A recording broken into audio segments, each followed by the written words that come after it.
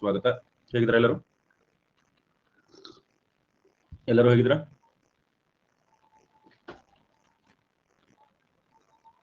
ಚೆನ್ನಾಗಿದ್ರ? ಎಲ್ಲರಿಗೂ audio video ಬರ್ತಾ ಇದೆಯಾ? ಆಡಿಯೋ ಮತ್ತು ವಿಡಿಯೋ ಎಲ್ಲರೂ ಕ್ಲಿಯರ್ ಆಗಿ ಬರ್ತಾ ಇದೆಯಾ? ಓಕೆ. ನಾವು ನಿನ್ನೆಯ ತರಗತಿಯಲ್ಲಿ ರಾಷ್ಟ್ರೀಯ ಆದಾಯವನ್ನು ಅಧ್ಯಯನ ಮಾಡಿದ್ವಿ. ಇವತ್ತಿನ ತರಗತಿಯಲ್ಲಿ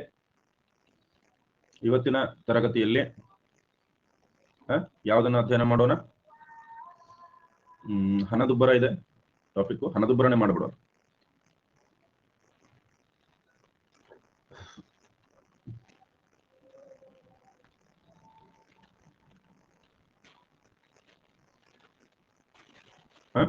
ಹಣದುಬ್ಬರನೇ ಮಾಡ್ಬಿಡೋಣ.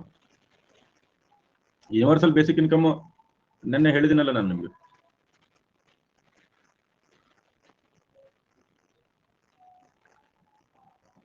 ಸೂಚ್ಯಂಕ ಎಲ್ಲ ಈಗ ಯಾಕಂದ್ರೆ ಹಿಂದೆ ಮುಗಿದಿರ್ತಕ್ಕಂಥ ಕ್ಲಾಸ್ಗಳು, ಸೊ ಹೀಗಾಗಿ ಏನ್ ಮಾಡ್ತೀನಿ, ಎಕ್ಸ್ಟ್ರಾ ಕ್ಲಾಸ್ಗಳಲ್ಲಿ ಅವುಗಳನ್ನ ಕವರ್ ಮಾಡ್ಕೊಂತೀವಿ.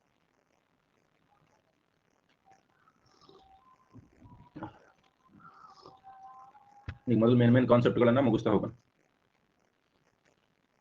ಯೂನಿವರ್ಸಲ್ ಬೇಸಿಕ್ ಇನ್ಕಮ್ ಇದನ್ನ ನಾನು ನಿಮ್ಗೆ ಓದ್ಕೊಂಬ ಅಂತ ಹೇಳಿದ್ದೆ. ಓದ್ಕೊಂಡ್ ಬಂದಿದ್ದೀರಾ?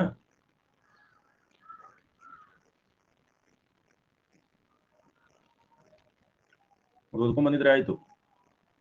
ನೀವೇ ಹೇಳು, ಎಲ್ಲ ನಾನೇ ಹೇಳ್ಬೇಕು. ಆಯ್ತು, ತಗೊಳ್ಳಿ, ಬರ್ಕೊಳ್ರಿ. Universal basic income.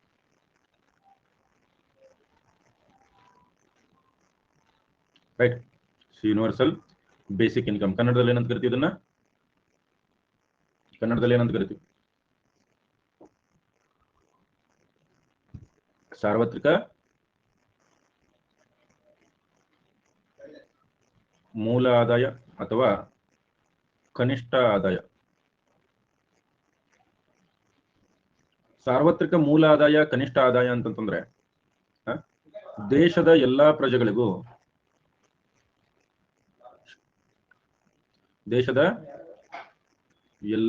ಪ್ರಜೆಗಳಿಗೂ ಅವರ ಜೀವನಾವಶ್ಯಕ ಸರಕು ಮತ್ತು ಸೇವೆಗಳನ್ನ ಪಡೆದುಕೊಳ್ಳಲು ಅವಶ್ಯವಿರುವ ಆದಾಯ ಒದಗಿಸುವುದು. ರೈಟ್. ಯೂನಿವರ್ಸಲ್ ಬೇಸಿಕ್ ಇನ್ಕಮ್ ಅಂತಂದ್ರೆ ಏನು? ರೈಟ್. ಯೂನಿವರ್ಸಲ್ ಬೇಸಿಕ್ ಇನ್ಕಮ್ ಅಂತಂದ್ರೆ ಏನು?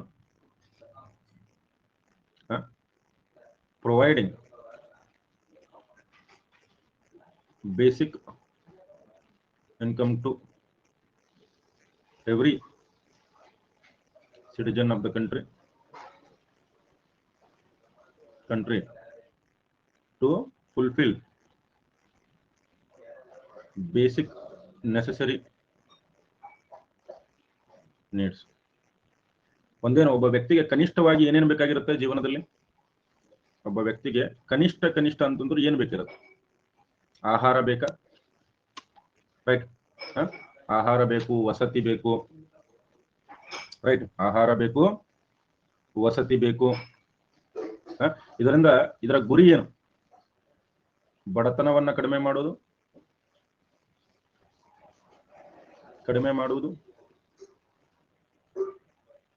to reduce poverty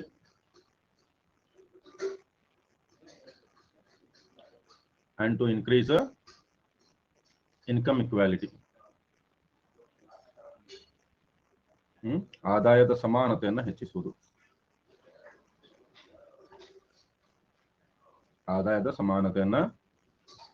ಒಂದು ರೀತಿ ಸೋಷಿಯಲ್ ಸೆಕ್ಯೂರಿಟಿ ಅನ್ನಂಗಿದೆ. ಒಂದು ರೀತಿ ಸೋಷಿಯಲ್ ಸೆಕ್ಯೂರಿಟಿ ಅಂತ. ರೈಟ್. ಪ್ರತಿಯೊಬ್ಬ ವ್ಯಕ್ತಿಗೂ ಕೂಡ ಇದೊಂದು socio political financial transfer policy ಅಂತ ಕರಿತೀವಿ. ಸಾಮಾಜಿಕವಾಗಿ, ಆರ್ಥಿಕವಾಗಿ, ರೈಟ್, ಎಲ್ಲರಿಗೂ ಸಿಗುವಂತೆ ಮಾಡುವುದು ಏನಂತ ಕರಿತೀವಿ ನಾವು? ಇದನ್ನ ಸಾರ್ವತ್ರಿಕ ಮೂಲ ಆದಾಯ, ಸಾರ್ವತ್ರಿಕ ಕನಿಷ್ಠ ಆದಾಯ. ರೈಟ್. ನೋಡ್ರಿ, ಈ universal basic income is unconditional. Basic income is unconditional. ನೀವು ಯಾವ ಜಾತಿಯವರಿದ್ದೀರಿ, ಯಾವ ಧರ್ಮದವರಿದ್ದೀರಿ, ರೈಟ್. UBI ಷರತ್ತು ಬದ್ಧವಲ್ಲ, ಯಾವುದೇ ಷರತ್ತುಗಳನ್ನ ಹೊಂದಿರೋದಿಲ್ಲ. ಎಲ್ಲರಿಗೂ ಕೂಡ ಒಂದು ಸಾಮಾನ್ಯವಾದಂತಹ ಆದಾಯವನ್ನ, ರೈಟ್, ಎಲ್ಲ ಆದಾಯವನ್ನ ನೀಡಲೇಬೇಕಾದಂತಹ ಒಂದು ಅವಶ್ಯಕತೆ ಇರುತ್ತೆ. ಓಕೆ, ಇದನ್ನ ಮೊದಲ ಬಾರಿಗೆ ಅಧಿಕೃತವಾಗಿ ಯಾವಾಗ ಪ್ರಸ್ತಾಪಿಸಲಾಯಿತು? ಮೊದಲ ಬಾರಿಗೆ ಅಧಿಕೃತವಾಗಿ ಯಾವಾಗ ಪ್ರಸ್ತಾಪಿಸಲಾಯಿತು? ಇದು ಬರ್ಕೊಂಡ್ರ ಸ್ಲೈಡು? ಈ ಸ್ಲೈಡ್ ಮುಗಿತಾ? ಇದನ್ನ ಯಾವಾಗ 2016 ಮತ್ತು 2017ರ ಆರ್ಥಿಕ ಸಮೀಕ್ಷೆಯಲ್ಲಿ ಏನಾಗಿತ್ತು? ಪ್ರಸ್ತಾಪಿಸಲಾಗಿತ್ತು. It was proposed in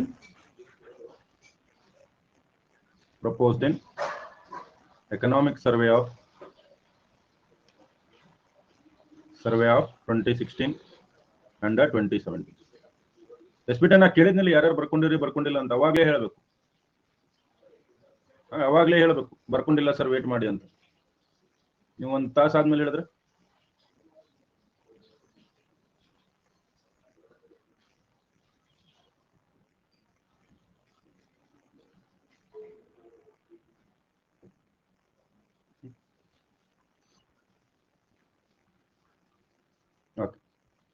ಇನ್ನು ಈ UBI-ನ ಮೂಲ ಘಟಕಗಳು ಯಾವ್ಯಾವು?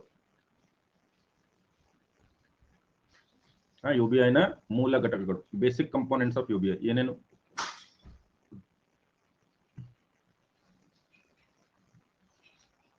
UBI ಮೊದಲನೇದಾಗಿ ಯಾವುದು? ಯೂನಿವರ್ಸಾಲಿಟಿ, ಸಾರ್ವತ್ರಿಕತೆ. ಇದರ ಅರ್ಥ ಏನು? ಇದು ಎಲ್ಲರಿಗೂ ಕೂಡ ಸಿಗಬೇಕು. ಇದು ಏನಾಗಿರ್ಬೇಕು? ಸಾರ್ವತ್ರಿಕವಾಗಿರ್ಬೇಕು, ಪ್ರತಿಯೊಬ್ಬರಿಗೂ ಕೂಡ ಸಿಗಬೇಕು. ಯಾರ್ಯಾರಿಗೆ ಅವಶ್ಯಕತೆಗಳನ್ನ ಪೂರೈಸಿಕೊಳ್ಳಿಕ್ಕೆ ಆಗ್ತಿಲ್ಲ ಎಲ್ಲರಿಗೂ ಕೂಡ ಇರಬೇಕು. ಎರಡನೇ ಪ್ರಮುಖವಾದ ಘಟನೆ ಯಾವುದು?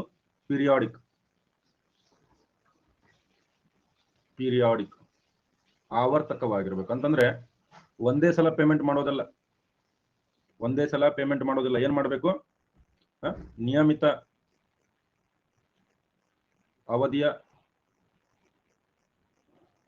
ಅವಧಿಗೊಮ್ಮೆ ಈ ರೀತಿ ಪೇಮೆಂಟ್ ಇರಬೇಕು.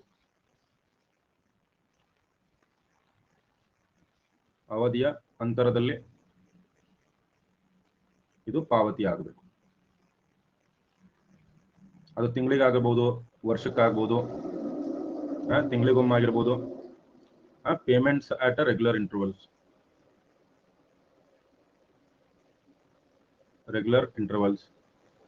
ಹಂತವಾಗಿ ಅಲ್ಲ, ನಿಗದಿತವಾಗಿ. ಅದು ಮಂತ್ಲಿ ಆಗಬಹುದು ಅಥವಾ ಟ್ರೈಮೆಸ್ಟರ್ಗೊಮ್ಮೆ ಆಗಬಹುದು, ಇಯರ್ಲಿ ಆಗಬಹುದು. ಯಾಗಾದ್ರೂ ನಿಗದಿತ ಅವಧಿಗೆ ಒಂದೇ ಸಲ ಪೇಮೆಂಟ್ ಕೊಟ್ಟು ಸುಮ್ಮನಿರೋದಲ್ಲ. ರೈಟ್, ಒಂದೇ ಸರ್ತಿ ಪೇಮೆಂಟ್ ಕೊಟ್ಟು ಸುಮ್ಮನಿರೋದಲ್ಲ. ಆಮೇಲೆ ಬಹಳ ಇಂಪಾರ್ಟೆಂಟ್ ಇಂಡಿವಿಜುವಾಲಿಟಿ.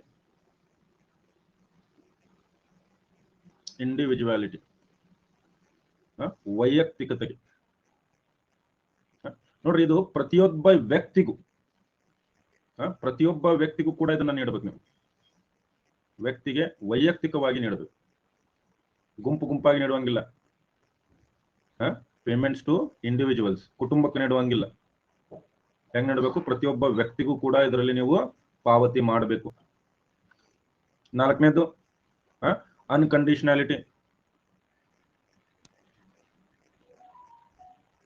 ಅನ್ಕಂಡೀಷನಾಲಿಟಿ. ಇದೇನು ಷರತ್ತು ಬದ್ಧವಾಗಿರಬಾರ್ದು. ನೀವು ಹಂಗಿರ್ಬೇಕು, ಹಿಂಗಿರ್ಬೇಕು, ಆ ಜಾತಿಗೆ ಸೇರಿರ್ಬೇಕು, ಅವೆಲ್ಲ ಇರಬಾರ್ದು. ಇನ್ನು ಐದನೇದು ಏನದು? ನಗದು ಪಾವತಿ ಆಗಿರ್ಬೇಕು. ನಗದು ಪಾವತಿ, ಕ್ಯಾಶ್ ಪೇಮೆಂಟ್ ಇರಬೇಕು. ಮತ್ತು ಅದಕ್ಕೆ ಯಾವುದೇ ರೀತಿ ವೆಚ್ಚಗಳಿರಬಾರ್ದು. ರೈಟ್, ಯಾವುದೇ ರೀತಿ ಅದಕ್ಕೆ ವೆಚ್ಚಗಳು ಇರಬಾರ್ದು. ಕ್ಲಿಯರ್ ಇದೆಯಾ? ಇದು ಮೊದಲನೇ ಬಾರಿ ಅಲ್ಲ, ಇದನ್ನ ಆಲ್ರೆಡಿ ಸಾಕಷ್ಟು ಬಾರಿ ಟ್ರೈ ಮಾಡಿದ್ದಾರೆ. ಈಗ ನಿಮಗೆ ಈ ಪಡಿತರ ವಿತರಣೆ ಮಾಡ್ತಾರಲ್ಲ, ಅದು ಒಂದು ಇದೇ ಉದ್ದೇಶವನ್ನು ಇಟ್ಕೊಂಡೇ ಮಾಡಿದ್ದು, ಹೌದು ಅಲ್ವ? ಎಲ್ಲರಿಗೂ ಆಹಾರ ಸಿಗಲಿ ಅಂತ ಹೇಳಿ ಅಂದ್ರೆ ಅದೋ ಒಂದು ಉದ್ದೇಶದಿಂದ ಇದನ್ನು ಕೂಡ ನೀಡಿದ್ದಾರೆ. ಕ್ಲಿಯರ್ ಇದೆಯಾ?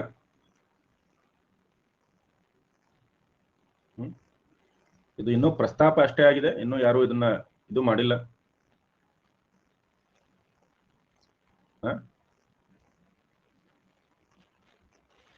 ಪ್ರಸ್ತಾಪ ಆಗಿದೆ, ಕೆಲವೊಂದು ದೇಶಗಳಲ್ಲಿ ಕೊಡ್ತಾರೆ ಇದನ್ನ, ಕೆಲವೊಂದು ದೇಶಗಳಲ್ಲಿ ಇದನ್ನ ಆಲ್ರೆಡಿ ಕೊಡ್ತಾ ಇದ್ದಾರೆ. ಕ್ಲಿಯರ್ ಇದೆಯಾ? ಸಾಕಷ್ಟು ದೇಶಗಳಲ್ಲಿ ಕೊಡ್ತಾ ಇದ್ದಾರೆ.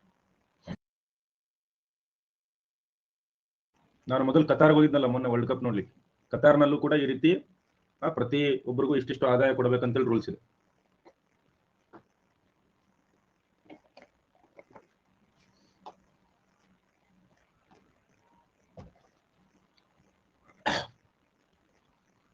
ಹೋದ್ ಸತಿ ಎಲೆಕ್ಷನ್ ಅಲ್ಲಿ ಕಾಂಗ್ರೆಸ್ ಪಕ್ಷ ಇದನ್ನೇ ಹೇಳಿತ್ತು, ಎಲ್ಲರಿಗೂ ಕೂಡ ಹಿಂಗ್ ಕೊಡ್ತೀವಿ ಅಂತ ಹೇಳಿ.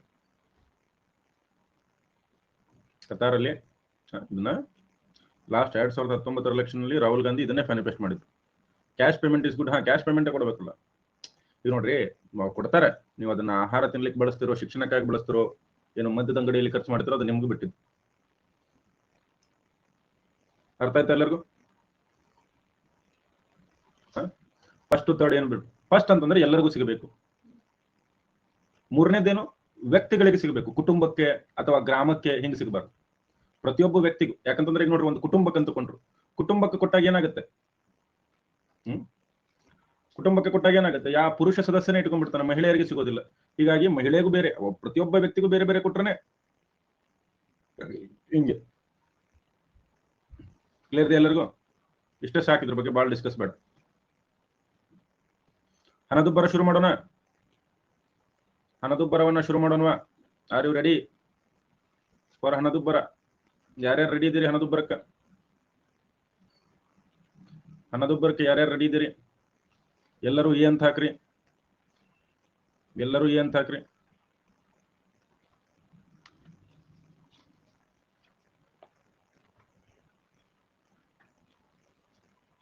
ಎಲ್ಲರೂ ಹಾಕ್ಬೇಕು ನೋಡೋಣ poll. Everyone should use the poll. ಒಂದು ಸಲ ಎಲ್ಲರೂ ಪೋಲ್ ಹಾಕ್ಬಿಟ್ಟು ನೋಡೋಣ. ಡೈಲಿ ಚೆಕ್ ಮಾಡ್ತೀನಿ ನಾನು, ಪೋಲ್ ಯೂಸೇಜು 30% ದಾಟಂಗೆ ಇಲ್ಲ. ಪೋಲ್ ಯೂಸೇಜು 30% ಗಿಂತ ದಾಟಂಗೆ ಇಲ್ಲ. ಯಾಕೆ ತಿಳಿವಲ್ತು? ಯಾಕೆ ನಿಮ್ಗೆ ಪೋಲ್ ಹಾಕಕ್ಕೂ ಬೇಸರ? ಜೀವನದಲ್ಲಿ ಅಷ್ಟು ಬೇಸರ ಮಾಡ್ಕೊಂಬಾರ್ದು.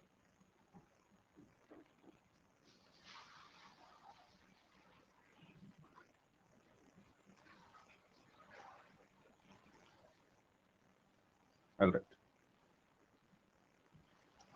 ನೆಕ್ಸ್ಟ್ ಯಾವ ಟಾಪಿಕ್ ಅನ್ನ ನೋಡೋಣ? ಹಣದುಬ್ಬರ ಅಥವಾ ಅತಿ ಪ್ರಸರಣ.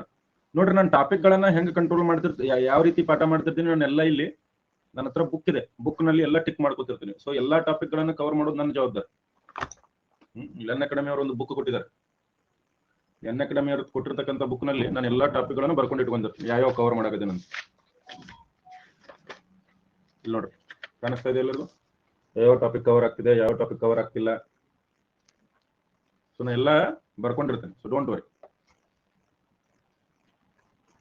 ಓಕೆ, ಹಣದುಬ್ಬರ, ಇನ್ಫ್ಲೇಷನ್. ಹಣದುಬ್ಬರ ಎಂದರೇನು? ಬಹಳಷ್ಟು ಸರಳ ಸುಂದರ. What is inflation? Inflation is nothing but persistent rise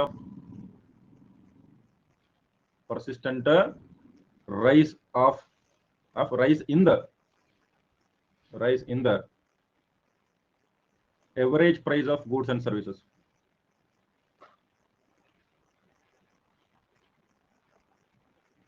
ಇಷ್ಟೇ ಸಿಂಪಲ್. ಹಣದುಬ್ಬರ ಅಂತಂದ್ರೆ ಏನು? ಸರಕು ಮತ್ತು ಸೇವೆಗಳ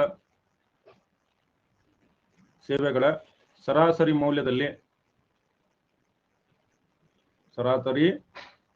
ಮೌಲ್ಯಗಳು ನಿರಂತರವಾಗಿ ಏರಿಕೆಯಾಗುವುದು.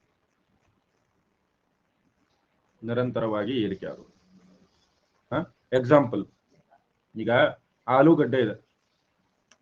ಆಲೂಗಡ್ಡೆ 2022ರಲ್ಲಿ 20 ರೂಪಾಯಿ ಇದ್ದಿದ್ದು ಈಗ 30 ರೂಪಾಯಿ ಆಗಿದೆ. ಅಂದ್ರೆ ಏನಿದು? ಬೆಲೆ ಏರಿಕೆ. ಪೆಟ್ರೋಲ್ ಬೆಲೆ 80 ರೂಪಾಯಿ ಇದ್ದಿದ್ದು ಈಗ 100 ರೂಪಾಯಿ ಆಗಿದೆ ಅಂತಂದ್ರೆ ಏನು? ಇದು ಬೆಲೆ ಏರಿಕೆ. ಯಾಕಂತಂದ್ರೆ ಸರಕು ಮತ್ತು ಸೇವೆಗಳ ಸರಾಸರಿ ಮೌಲ್ಯಗಳು ನಿರಂತರವಾಗಿ ನಿರಂತರವಾಗಿ ಏರಿಕೆ ಆಗ್ತಾ ಇದ್ರೆ ಅದನ್ನ ಏನಂತ ಕರಿತೀವಿ?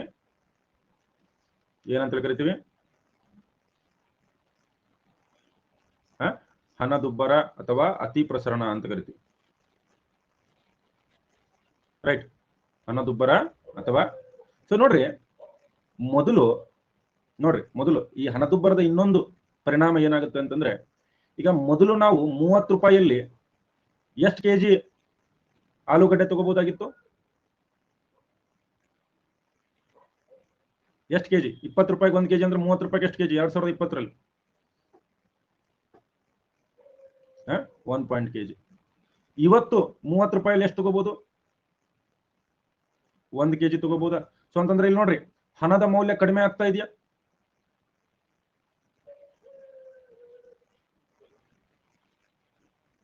ಕಡಿಮೆಯಾಗುತ್ತಿದೆ. Right, value of money will be decreasing.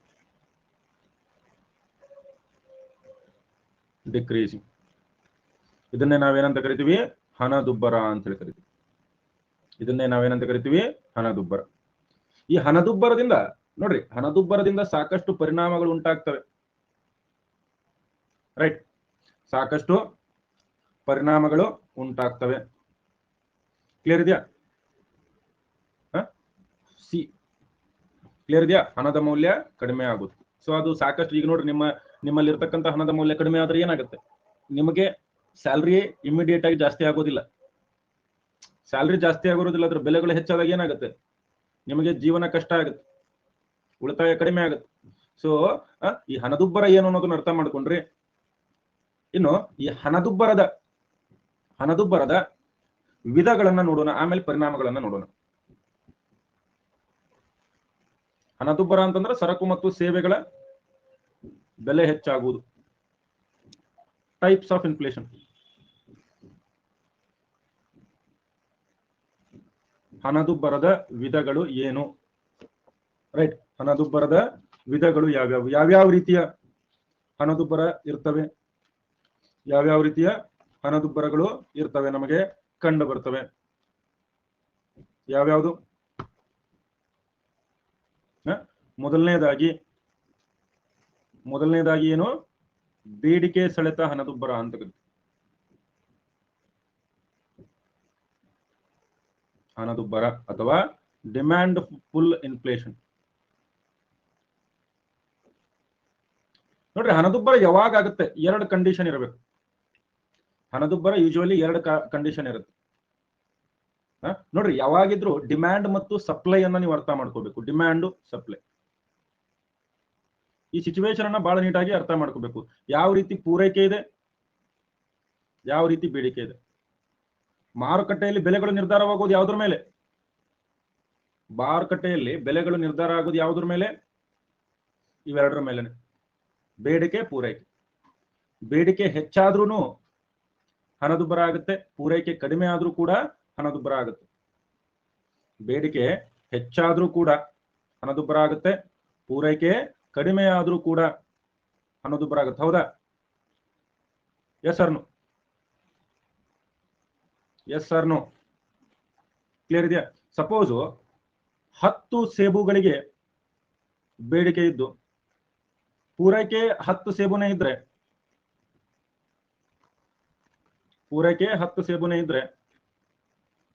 ಅವಾಗ ಏನಾಗುತ್ತೆ? ಬೆಲೆ 1 ರೂಪಾಯಿ. 1 ರೂಪಾಯಿ ಬೆಲೆಯಲ್ಲಿ ಇದು ಮಾರಾಟ ಆದ್ರೆ ಇದರಲ್ಲಿ ಏನೋ ಸಮಸ್ಯೆ ಆಗಲ್ಲ. ಬೇಡಿಕೆ ಈಕ್ವಲ್ ಟು ಪೂರೈಕೆ, ಬೇಡಿಕೆ ಇಸ್ ಈಕ್ವಲ್ ಟು ಪೂರೈಕೆ ಅಂತ ಕರಿತೀವಿ. ಅದೇ ಬೇಡಿಕೆ 10 ಸೇಬು ಇದ್ದು ಕೇವಲ ಪೂರೈಕೆ 5 ಸೇಬು ಇದ್ರೆ ಅವಾಗ ಏನಾಗುತ್ತೆ? ಬೇಡಿಕೆ ಹೆಚ್ಚಾಗಿ ಹಣದುಬ್ಬರ ಆಗುತ್ತೆ. ಬೇಡಿಕೆ ಹೆಚ್ಚು, ಡಿಮ್ಯಾಂಡ್ ಹೆಚ್ಚಾಗುತ್ತೆ, ಅವಾಗ ಹಣದುಬ್ಬರ ಆಗುತ್ತೆ. ಹೌದಾ? ಸೊ ಯಾವಾಗ ಬೇಡಿಕೆ ಹೆಚ್ಚಾಗುತ್ತೆ, ಸಪೋಸ್ ಬೇಡಿಕೆನೇ ಹೆಚ್ಚಾಯ್ತು ಅನ್ಕೊಳ್ರಿ, ಇಲ್ಲಿ 20 ಸೇಬು, ಪೂರೈಕೆ ಇನ್ನೂ 10 ಸೇಬು ಇದೆ. ಪೂರೈಕೆ ಇನ್ನೂ ಏನಿದೆ? 10 ಸೇಬು ಇದೆ. ಇಂಥ ಸಮಯದಲ್ಲೂ ಕೂಡ ಏನಾಯ್ತು, ಬೇಡಿಕೆ ಹೆಚ್ಚಾಯ್ತು. ಇಲ್ಲಿ ಪೂರೈಕೆ ಕಡಿಮೆ ಆದ್ರೂ ಹಣದುಬ್ಬರ, ಬೇಡಿಕೆ ಹೆಚ್ಚಾದ್ರೂ ಹಣದುಬ್ಬರ. ಸೊ ಹೀಗಾಗಿ ಬೇಡಿಕೆ ಸೆಳೆತ ಹಣದುಬ್ಬರ ಅಂತಂದ್ರೆ ಒಟ್ಟು ಬೇಡಿಕೆ ಹೆಚ್ಚಾಗುವುದರಿಂದ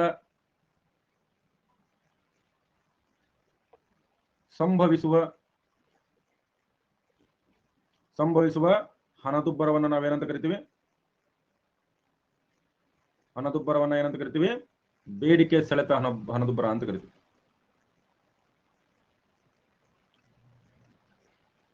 ಎನ್ನುವರು.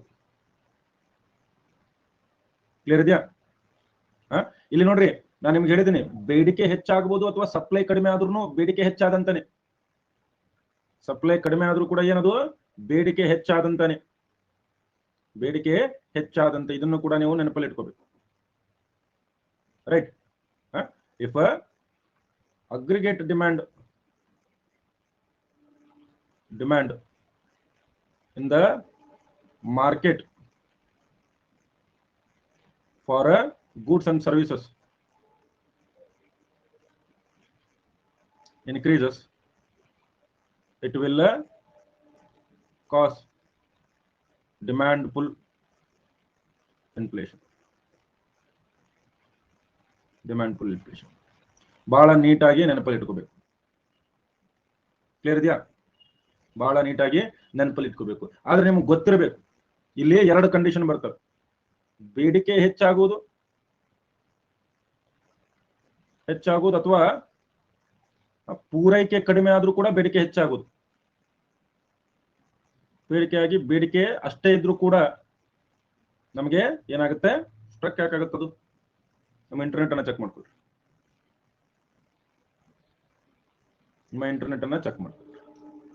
ಓಕೆ, ಬೇಡಿಕೆ ಹೆಚ್ಚಾದ್ರೂ ಕೂಡ ಬೇಡಿಕೆನೆ, ಪೂರೈಕೆ ಕಡಿಮೆಯಾಗಿ ಬೇಡಿಕೆ ಅಷ್ಟೇ ಇದ್ರೂ ಕೂಡ ಒಂದ್ ರೀತಿ ಬೇಡಿಕೆ ಹೆಚ್ಚಾದಂತೆ ಅಲ್ವಾ? ಎರಡೂ ಕಂಡೀಷನ್ ಅಲ್ಲೂ ನಮಗೇನ್ ಸಿಗುತ್ತೆ? ಡಿಮ್ಯಾಂಡ್ ಪುಲ್ ಇನ್ಫ್ಲೇಷನ್ ಸಿಗುತ್ತೆ. ಡಿಮ್ಯಾಂಡ್ ಪುಲ್ ಇನ್ಫ್ಲೇಷನ್ ಆಗುತ್ತೆ. ಎಂತ ಸಂದರ್ಭದಲ್ಲಿ ಉಂಟಾಗ್ತವೆ?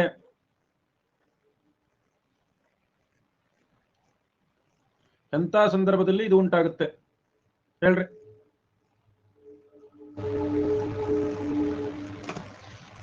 ರಿಪೀಟ್. ವಾಸು, ನಿನ್ನ ಹತ್ರ ಈಗ ವಾಸುನಿಗೆ ಏನನ್ನ ಮಾರೋ ವ್ಯಕ್ತಿಯನ್ನ ಮಾಡೋಣ?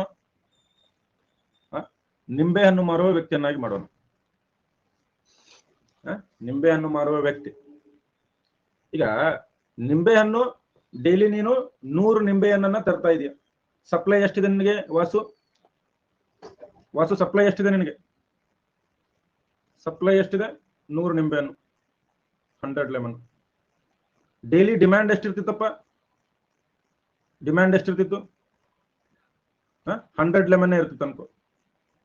ಇಂಥ ಸಂದರ್ಭದಲ್ಲಿ ಹಣದುಬ್ಬರ ಆಗುತ್ತಾ? ಇಲ್ಲ, ಇಂಥ ಸಂದರ್ಭದಲ್ಲಿ ಹಣದುಬ್ಬರ ಆಗೋದಿಲ್ಲ. ಅದೇ ಸಪ್ಲೈ 100 ಲೆಮನ್ನೇ ಇದೆ, ಆದ್ರೆ ಡಿಮ್ಯಾಂಡ್ 200 ಲೆಮನ್ ಇದೆ. ಇವಾಗ ಏನಾಗುತ್ತೆ? ಇನ್ಫ್ಲೇಷನ್ ಆಗುತ್ತಾ ಇಲ್ವೋ? ಎಸ್. ಯಾಕಂದ್ರೆ 200 ಜನ ಬಂದು 100 ನಿಂಬೆಯನ್ನು ಕೇಳ್ತಾ ಇದ್ದಾರೆ. ನೀನೇನಂತೀಯ? ಈಗ 1 ರೂಪಾಯಿಗೆ ಮರಂಗಿಲ್ಲ ನಾನು. ಯಾರಿಗೆ ಬೇಕು ಅವರು 2 ರೂಪಾಯಿಗೆ ಒಂದು ನಿಂಬೆ ಅಂತ ತಗೊಳ್ರಿ ಅಂತ ಹೇಳ್ತಾರೆ. ಸಪೋಸ್ ಸಪ್ಲೈನೇ ಕಡಿಮೆ ಆಯ್ತು ಅನ್ಕೊಳ್ರಿ. ಸಪ್ಲೈ 50 ಲೆಮನ್ ಇದ್ದು ಡಿಮ್ಯಾಂಡ್ ಅಷ್ಟೇ ಇದ್ರೆ ಅವಾಗ್ಲೂ ಕೂಡ ಏನಾಗುತ್ತೆ? ಬೇಡಿಕೆ ಹೆಚ್ಚಾದಂತೇನ? ನಿನ್ನ ಸಪ್ಲೈಗಿಂತ ಬೇಡಿಕೆ ಹೆಚ್ಚಾಗಿದೆಯಾ ಈಗ? ಸೊ ಅವಾಗ ಕೂಡ ಇನ್ಫ್ಲೇಷನ್ ಉಂಟಾಗುತ್ತೆ. ಬೇಡಿಕೆ ಹೆಚ್ಚಾಗ್ಲಿಕ್ಕೆ ಕಾರಣ ಏನು?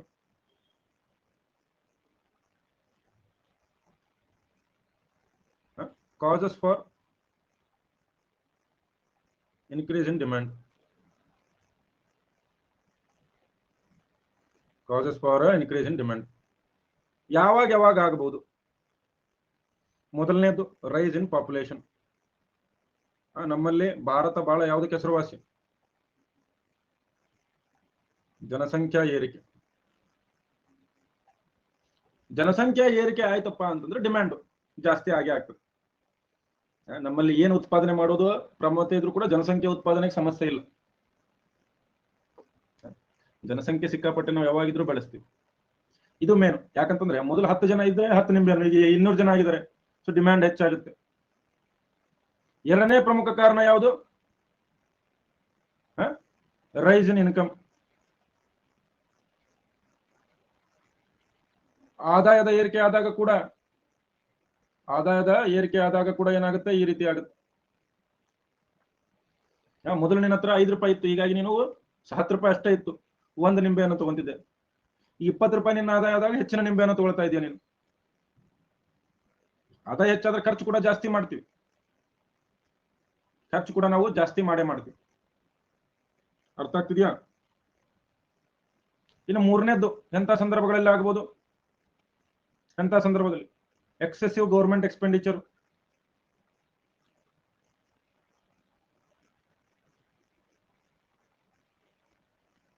ಸರ್ಕಾರಿ ವೆಚ್ಚ, ಇದರಲ್ಲಿ ಫಿಸ್ಕಲ್ ಸ್ಟಿಮ್ಯುಲಸ್ ಇರಬಹುದು, ಹಣಕಾಸು ವಿಸ್ತರಣೆ, ಹಣಕಾಸು ಪ್ರಚೋದನೆ ಅಂತ ಕರಿತೀವಿ. ಸರ್ಕಾರ ಏನಾದ್ರೂ ಜನರಿಗೆ ಉಚಿತವಾಗಿ, ಈಗ ಉದಾಹರಣೆ ಜಸ್ಟ್ ನಾವು ಹೇಳಿದೆ ಸಾರ್ವತ್ರಿಕ ಮೂಲ ಆದಾಯ. ಈಗ ಜನರ ಹತ್ರ ದುಡ್ಡಿಲ್ಲ, ಯಾರು ಖರೀದಿ ಮಾಡ್ತಾ ಇಲ್ಲ. ಜನರ ಹತ್ರ ದುಡ್ಡಿಲ್ಲ, ಎಲ್ಲಪ್ಪ ನಾ ಎಷ್ಟು ಹೇಳ್ತೀನಿ ಅಷ್ಟು ಕೇಳು, ಕಮೆಂಟ್ ಬಾಕ್ಸ್ ಅಲ್ಲಿ ಬಂದು ಅದನ್ನ ಹೇಳ್ರಿ ಇದನ್ನ ಹೇಳ್ರಿ. ಏನ್ ತಿಳ್ಕೊಂಡಿರೋದು? ಪ್ಲಸ್ ಕ್ಲಾಸ್, ಕಾಂಪ್ರಿಹೆನ್ಸಿವ್ ಕೋರ್ಸ್ ಒಂದು ಕ್ರಮಬದ್ಧವಾಗಿ ಹೋಗ್ತಾವು. ನೀವು ನಡು ಬಂದು ಡಿಸ್ಟರ್ಬ್ ಮಾಡಕ್ ಹೋಗ್ಬೇಡ್ರಿ ದಯವಿಟ್ಟು. ನಾನು ಎಷ್ಟು ಹೇಳ್ತೇನೆ ಅಷ್ಟೇ ಕೇಳಿ. ಪೂರ್ತಿ ಕೋರ್ಸ್ ಮುಗಿದ ಮೇಲೆ ನಿಮ್ಗೆ ಸಿಲೆಬಸ್ ಮುಗುದಿಲ್ಲ ಅಂದ್ರೆ ನನಗೆ ಕೇಳಿ. ಸರ್ಕಾರ ವೆಚ್ಚ ಹೆಚ್ಚು ಮಾಡಕತ್ತಂತಂದ್ರೆ, ಈಗ ಸಾರ್ವತ್ರಿಕ ಆದಾಯ ಕೊಡ್ತು ಅನ್ಕೊಳ್ರಿ, ಜನರ ಹತ್ರ ದುಡ್ಡು ಹೆಚ್ಚಾಗುತ್ತೆ, ಆದಾಯ ಏರಿಕೆ ಆಗುತ್ತೆ, ಇದರಿಂದ ಕೂಡ ನಮಗೆ ಏನಾಗ್ಬೋದು? ಹೆಚ್ಚಾಗ್ಬೋದು. ಆದಾಯ ಏರಿಕೆ ಆದ್ರೆ ಏನಾಗುತ್ತೆ? ಹೆಚ್ಚಿನ ಖರೀದಿ ಸಾಮರ್ಥ್ಯ ಬರುತ್ತೆ, ಹೆಚ್ಚಿನ ಖರೀದಿ ಸಾಮರ್ಥ್ಯ ಬರುತ್ತೆ. ಸರ್ಕಾರ ಜನರಿಗೆ ಈಗ PM ಕಿಸಾನ್ ನಿಧಿ ಅಂತ ತಿಳ್ಕೊಳ್ರಿ. PM ಕಿಸಾನ್ ನಿಧಿಯಲ್ಲಿ ಎಷ್ಟು ಕೊಡ್ತಾರೆ? ಒಬ್ಬೊಬ್ಬರಿಗೆ 2,000 ಕೊಡ್ತಾರಲ್ಲ, 6,000 ಕೊಡ್ತಾರೆ, ವರ್ಷಕ್ಕೆ 6,000 ಕೊಡ್ತಾರೆ. ಸೊ ವರ್ಷಕ್ಕೆ 6,000 ಕೊಡ್ತಾ ಇದ್ದಾರೆ ಅಂತಂದ್ರೆ ವರ್ಷಕ್ಕೆ 10,000, 12,000 ಇದೆ ಟೋಟಲ್. 10,000ನ ವರ್ಷಕ್ಕೆ 10,000 ಕೊಡ್ತಾ ಇದಾರೆ ಅಂದ್ರೆ ಅದು ಆದಾಯ ಏರಿಕೆ ಆಯ್ತಲ್ಲ. ಆದಾಯ ಏರಿಕೆ ಆದಾಗ ನನ್ನ ಖರೀದಿ ಸಾಮರ್ಥ್ಯ ಹೆಚ್ಚಾಗುತ್ತೆ, ಕಡಿಮೆ ಆಗುತ್ತೆ. ಸೊ ಸರ್ಕಾರ ಏನೇ ವೆಚ್ಚ ಮಾಡಿದ್ರು ಅದು ಜನರಿಗೇನ ಮುಟ್ಟೋದು. ಸೊ ಸರ್ಕಾರ ಏನೇ ವೆಚ್ಚ ಮಾಡಿದ್ರು ಅದು ಜನರಿಗೇನೆ ಮುಟ್ಟೋದು. ಸೊ ಹೀಗಾಗಿ ಅದರಿಂದ ಏನಾಗುತ್ತೆ? ಆದಾಯದ ಏರಿಕೆ ಆಗುತ್ತೆ, ಆದಾಯ ಏರಿಕೆಯಿಂದ ಬೇಡಿಕೆ ಏರಿಕೆ ಆಗುತ್ತೆ, ಬೇಡಿಕೆ ಏರಿಕೆಯಿಂದ ಹಣದುಬ್ಬರ ಹೆಚ್ಚಾಗಬಹುದು. ಓಕೆ, ಸೊ ಬೇಡಿಕೆ ಹೆಚ್ಚಾಗಿ ಹಣದುಬ್ಬರ ಆದ್ರೆ ಅದನ್ನ ಏನಂತ ಕರಿತೀವಿ? ಬೇಡಿಕೆ ಸೆಳೆತ ಹಣದುಬ್ಬರ. MG ನರೇಗಾ ಕೂಡ ಇದಕ್ಕೆ ಕಾರಣ ಆಗ್ಬೋದು. ಇನ್ನು ಎರಡನೇ ರೀತಿ, ಪ್ರಮುಖ ರೀತಿಯ ಹಣದುಬ್ಬರ ಯಾವುದು? ಕಾಸ್ಟ್ ಪುಲ್ ಇನ್ಫ್ಲೇಷನ್ ಅಂತ. Cost push inflation. Demand pull, cost push, ವೆಚ್ಚ ತಳ್ಳಿಕೆ ಹಣದುಬ್ಬರ. ಇದು ಬಹಳ ಸಿಂಪಲ್. ಏನಪ್ಪ? ಉತ್ಪಾದನಾ ವೆಚ್ಚದ ಕಾರಣದಿಂದಾಗಿ, ಏರಿಕೆ ಕಾರಣದಿಂದಾಗಿ ಬೆಲೆಗಳಲ್ಲಿ ಏರಿಕೆ ಉಂಟಾಗುವುದು. Price rise due to increase in the production cost. ಸಾಕಷ್ಟು ರೀತಿಯಿಂದ ಆಗ್ಬೋದು. ಇದು ಸಾಕಷ್ಟು ರೀತಿಯಿಂದ ಆಗ್ಬೋದು. ಹೆಂಗಾಗ್ಬೋದು? ಕಾಸ್ಟ್ ಪುಷ್, ಕಚ್ಚಾ ವಸ್ತುಗಳ ಬೆಲೆ ಏರಿಕೆ ಆಗ್ಬೋದು. ಬೆಲೆ ಏರಿಕೆ, ರಾ ಮೆಟೀರಿಯಲ್ ಪ್ರೈಸ್ ರೈಸ್ ಆಗ್ಬೋದು, ಪ್ರೈಸ್ ರೈಸ್ ಆಗ್ಬೋದು. ಹೌದಾ? ಕೂಲಿ ಹೆಚ್ಚಳ ಆಗ್ಬೋದು, ಕೂಲಿ ಗೇಣಿ ಹೆಚ್ಚಳ ಆಗ್ಬೋದು. Increase in price of labour and rent. ಇದಷ್ಟೇ ಅಲ್ಲ, ಇನ್ನೂ ಸಾಕಷ್ಟು ಕಾರಣಗಳಿವೆ. ಯಾವಾಗ ಪರೋಕ್ಷ ತೆರಿಗೆ ಹೆಚ್ಚಳ ಆದ್ರೆ?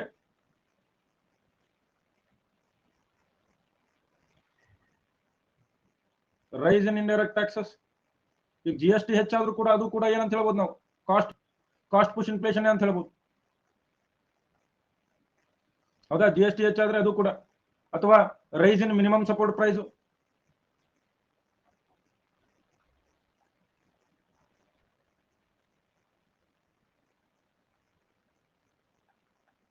ಕನಿಷ್ಠ ಸಹಾಯಧನ ಏರಿಕೆ ಆದ್ರೆ ಧನ ಏರಿಕೆಯಿಂದ ನಿಮ್ಮ ವೆಚ್ಚ ತಳಿಕೆ ಹಣದುಬ್ಬರ ಆಗ್ಬೋದು, ರೈಟ್. ಅಂತಾರಾಷ್ಟ್ರೀಯ ಬೆಲೆ ಏರಿಕೆಯಿಂದ ಕಚ್ಚಾ ತೈಲ ಅಂತಾರಾಷ್ಟ್ರೀಯ ಮಾರುಕಟ್ಟೆಯಲ್ಲಿ ಏರಿಕೆ ಆದ್ರೆ ಇಲ್ಲೂ ಕೂಡ ಆಗುತ್ತೆ ಇಲ್ಲ, ರೈಸ್ ಇನ್ ಇಂಟರ್ನ್ಯಾಷನಲ್ ಪ್ರೈಸಸ್. ಇದರಿಂದ ಕೂಡ ಆಗಬಹುದು ಸಾಕಷ್ಟು, ರೈಟ್. ಸಾಕಷ್ಟು ಈ ಇನ್ಫ್ರಾಸ್ಟ್ರಕ್ಚರ್ ಬಾಟಲ್ ನೆಕ್ಸ್ ಇಂದ ಕೂಡ ಆಗಬಹುದು.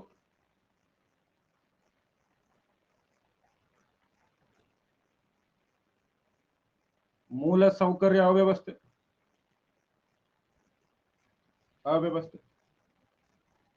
ಓಕೆ. ಕನಿಷ್ಠ ಸಹಾಯಧನದಿಂದ ಹೆಂಗಾಯ್ತು? ಈಗ ಗೋಧಿ ಈ ವರ್ಷ 1400 ರೂಪಾಯಿ ಇತ್ತು ಮಾರ್ಕೆಟ್ ಅಲ್ಲಿ, ಹೌದಾ? ಸರ್ಕಾರ ಮುಂದಿನ ವರ್ಷ ಏನಂತ ಘೋಷಣೆ ಮಾಡ್ತು? ಮಿನಿಮಮ್ ಸಪೋರ್ಟ್ ಪ್ರೈಸ್ ನಾವು 1500 ರೂಪಾಯಿ ಕೊಡ್ತಿದೀವಿ. ರೈತರಿಗೆ ನಾವು 1500 ರೂಪಾಯಿ ಮಿನಿಮಮ್ ಸಪೋರ್ಟ್ ಪ್ರೈಸ್ ಕೊಟ್ರೆ ಏನ್ ಮಾಡ್ತಾರೆ? ಉಳಿದವರು ಕೂಡ 1500 ರೂಪಾಯಿಗೆ ಮಾರ್ತಾರೆ. ಬೇಡಿಕೆ ಏನು ಹೆಚ್ಚಾಗಿಲ್ಲ, ಇಲ್ಲಿ ಬೇಡಿಕೆ ಏನು ಹೆಚ್ಚಾಗಿಲ್ಲ, ಆಟೋಮೆಟಿಕ್. ಅರೆ ಅಂತಾರಾಷ್ಟ್ರೀಯ ಮಾರುಕಟ್ಟೆಯಲ್ಲಿ ಕಚ್ಚಾ ತೈಲದ ಬೆಲೆ ಏರಿಕೆ ಆದ್ರೆ ಇಂಡಿಯಾಕ್ಕೂ ಬೆಲೆ ಏರಿಕೆ ಆಗುತ್ತೆ. ಮೂಲ ಸೌಕರ್ಯ, ಈಗ ಒಂದ್ ಕಡೆ ಏನ್ ಮಾಡ್ತಿರ್ತಾರೆ, ರೈಲ್ವೇದಿಂದ ರೈಲ್ವೇದಿಂದ ಟ್ರಾನ್ಸ್ಪೋರ್ಟ್ ಮಾಡ್ತಿರ್ತಾರೆ ಅಂತ ಹೇಳ್ತಾರೆ. ಒಂದ್ ಯಾವ್ದೋ ಐಟಮ್ ಅನ್ನ ರೈಲ್ವೆಯಿಂದ ಅಥವಾ ಯಾವ್ದ್ರಿಂದನೋ ಕಳಿಸ್ತಿರ್ತಾರೆ. ಆ ರೈಲ್ವೆ ಬಂದಾಯ್ತು, ಈಗ ಟ್ರಕ್ ನಿಂದ ಕಳಿಸ್ಬೇಕು. ಟ್ರಕ್ ಕಾಸ್ಟ್ಲಿ ಆಗುತ್ತಾ ಸಸ್ತಾ ಆಗುತ್ತಾ? ಟ್ರಕ್ ಏನಾಗುತ್ತೆ? ಕಾಸ್ಟ್ಲಿ ಆಗುತ್ತೆ. ಹಿಂಗೂ ಪ್ರೈಸ್ ರೈಸ್ ಆಗ್ಬೋದು. ಸಹಾಯಧನ ಸಲ್ಮಾನ ಕಿವಿ ಇಲ್ಲಿರಬೇಕು. ಈಗ ಸಹಾಯಧನ ಏರಿಕೆ ಆದ್ರೆ ವಸ್ತುವಿನ ಮಾರುಕಟ್ಟೆ ಬೆಲೆ ಏರಿಕೆ ಆಗುತ್ತೋ ಇಲ್ವೋ? ಸಹಾಯಧನ ಏರಿಕೆ ಆದ್ರೆ ಮಾರುಕಟ್ಟೆಯಲ್ಲಿ ಆ ವಸ್ತುವಿನ ಬೆಲೆ ಹೆಚ್ಚಾಗುತ್ತೋ ಇಲ್ವೋ? ಓಕೆ. ಪರೋಕ್ಷ ತೆರಿಗೆ, ಈಗ 100 ರೂಪಾಯಿ ಐಟಮ್ಗೆ 18% GST ಇತ್ತು ಮೊದಲು. ಈಗ ಅದೇ 100 ರೂಪಾಯಿ ಐಟಮ್ಗೆ 28% GST ಅಪ್ಲೈ ಮಾಡಿದ್ರೆ ಮೊದಲು ಪ್ರೈಸ್ ಏನಿತ್ತು 118, ಈಗ ಪ್ರೈಸ್ ಏನಿದೆ 128. ಬೆಲೆ ಏರಿಕೆ ಆಗ್ತಾ ಇದೆಯಾ? ಇದು ಕಾಸ್ಟ್ ಪುಷ್.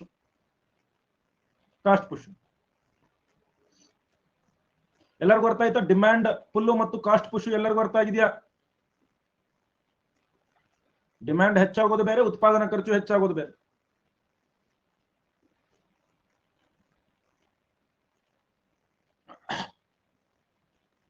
ಬ್ರೇಕ್ ಕೊಡ್ತೀನಿ.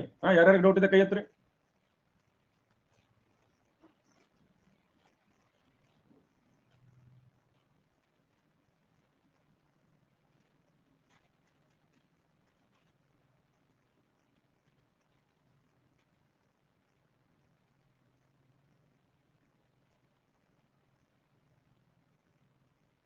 ಕ್ಲಿಯರ್ ಇದೆಯಾ? ಅಮ್ಮ, ಅಂತಾರಾಷ್ಟ್ರೀಯ ಮಾರುಕಟ್ಟೆಯಲ್ಲಿ ಕಚ್ಚಾ ತೈಲ ಬೇಡಿಕೆ ಏರಿಕೆ ಆದ್ರೆ ಇಲ್ಲಿ ಪೆಟ್ರೋಲ್ ಪ್ರೈಸ್ ಬೆಲೆ ಏರಿಕೆ ಆಗುತ್ತಾ ಇಲ್ವೋ? ಉಕ್ರೇನ್ ರಷ್ಯಾ ಅದು ಕೂಡ ಕಾಸ್ಟ್ ಪುಷ್. ಸರ್ ನಮಸ್ತೆ ಸರ್. ಹೇಳ್ರಿ ರಮೇಶ್. ಸರ್ ಶ್ರೀಲಂಕಾ ಮತ್ತು ಪಾಕಿಸ್ತಾನದಲ್ಲಿ ರೇಟ್ ಎಲ್ಲ ಹೆಚ್ಚಾಗಿದೆ ಸರ್, ಹಣದುಬ್ಬರ. ಸರ್ ಅಲ್ಲಿ ಏನಾಗಿರ್ಬೋದು? ಹಾ ಸರ್, ಅಲ್ಲಿ ಏನಾಗಿತ್ತು ಸರ್ ಕಾರಣ ಹಣದುಬ್ಬರ ಜಾಸ್ತಿ ಆಗ್ಲಿಕ್ಕಿಲ್ಲ? ಹಣದುಬ್ಬರ ಅಲ್ಲಿ ಜಾಸ್ತಿ ಆಗ್ಲಿಕ್ಕೆ ಅಲ್ಲಿ ಪೂರೈಕೆ ಕಡಿಮೆ ಆಗಿದೆ. ಆಮೇಲೆ ಸ್ಟ್ರಕ್ಚರಲ್ ಇನ್ಫ್ಲೇಷನ್, ಅದು ಶ್ರೀಲಂಕಾ ಮತ್ತು ಪಾಕಿಸ್ತಾನದಲ್ಲಿ ಆಗಿರೋದೇನು ಸ್ಟ್ರಕ್ಚರಲ್ ಇನ್ಫ್ಲೇಷನ್. ಆರ್ಥಿಕತೆನೇ ಕುಸಿತ ಆದಾಗ ಬೆಲೆ ಏರಿಕೆ ಆಗುತ್ತೆ. ಅದನ್ನ ಮುಂದೆ ಹೇಳ್ತೀನಿ. ಹೇಳ್ತೀನಿ. ಅಲ್ಲಿ ನೋಡ್ರಿ, ಶ್ರೀಲಂಕಾ ಪಾಕಿಸ್ತಾನದಲ್ಲಿ ಡಿಮ್ಯಾಂಡು ಹೆಚ್ಚಾಗಿಲ್ಲ, ಕಾಸ್ಟು ಹೆಚ್ಚಾಗಿಲ್ಲ. ಅಲ್ಲಿ ಅರ್ಥವ್ಯವಸ್ಥೆನೇ ಕುಸಿದು ಹೋಗ್ಬಿಟ್ಟಿದೆ. ಎಲ್ಲಾ ಹೇಳ್ತೀನಿ. ಶಿವಮಡಿವಾಳರ್ ಸಮಾಧಾನ ಇರ್ಬೇಕು. ಹೇಳ್ರಿ ಪ್ರೀತಿ. ಹಲೋ ಸರ್, ಬೇಡಿಕೆ ಕಡಿಮೆ ಆದಾಗ ಹಣದುಬ್ಬರ ಸರ್? ಬೇಡಿಕೆ ಕಡಿಮೆ ಆದಾಗ ಹಣದುಬ್ಬರ ಆಗಲ್ಲ, ಹಣ ಪ್ರಸರಣ ಆಗುತ್ತೆ, ಬೆಲೆ ಇಳಿಕೆ ಆಗುತ್ತೆ. ಅದನ್ನು ಹೇಳ್ತೀನಿ ನಾನು ಮುಂದೆ.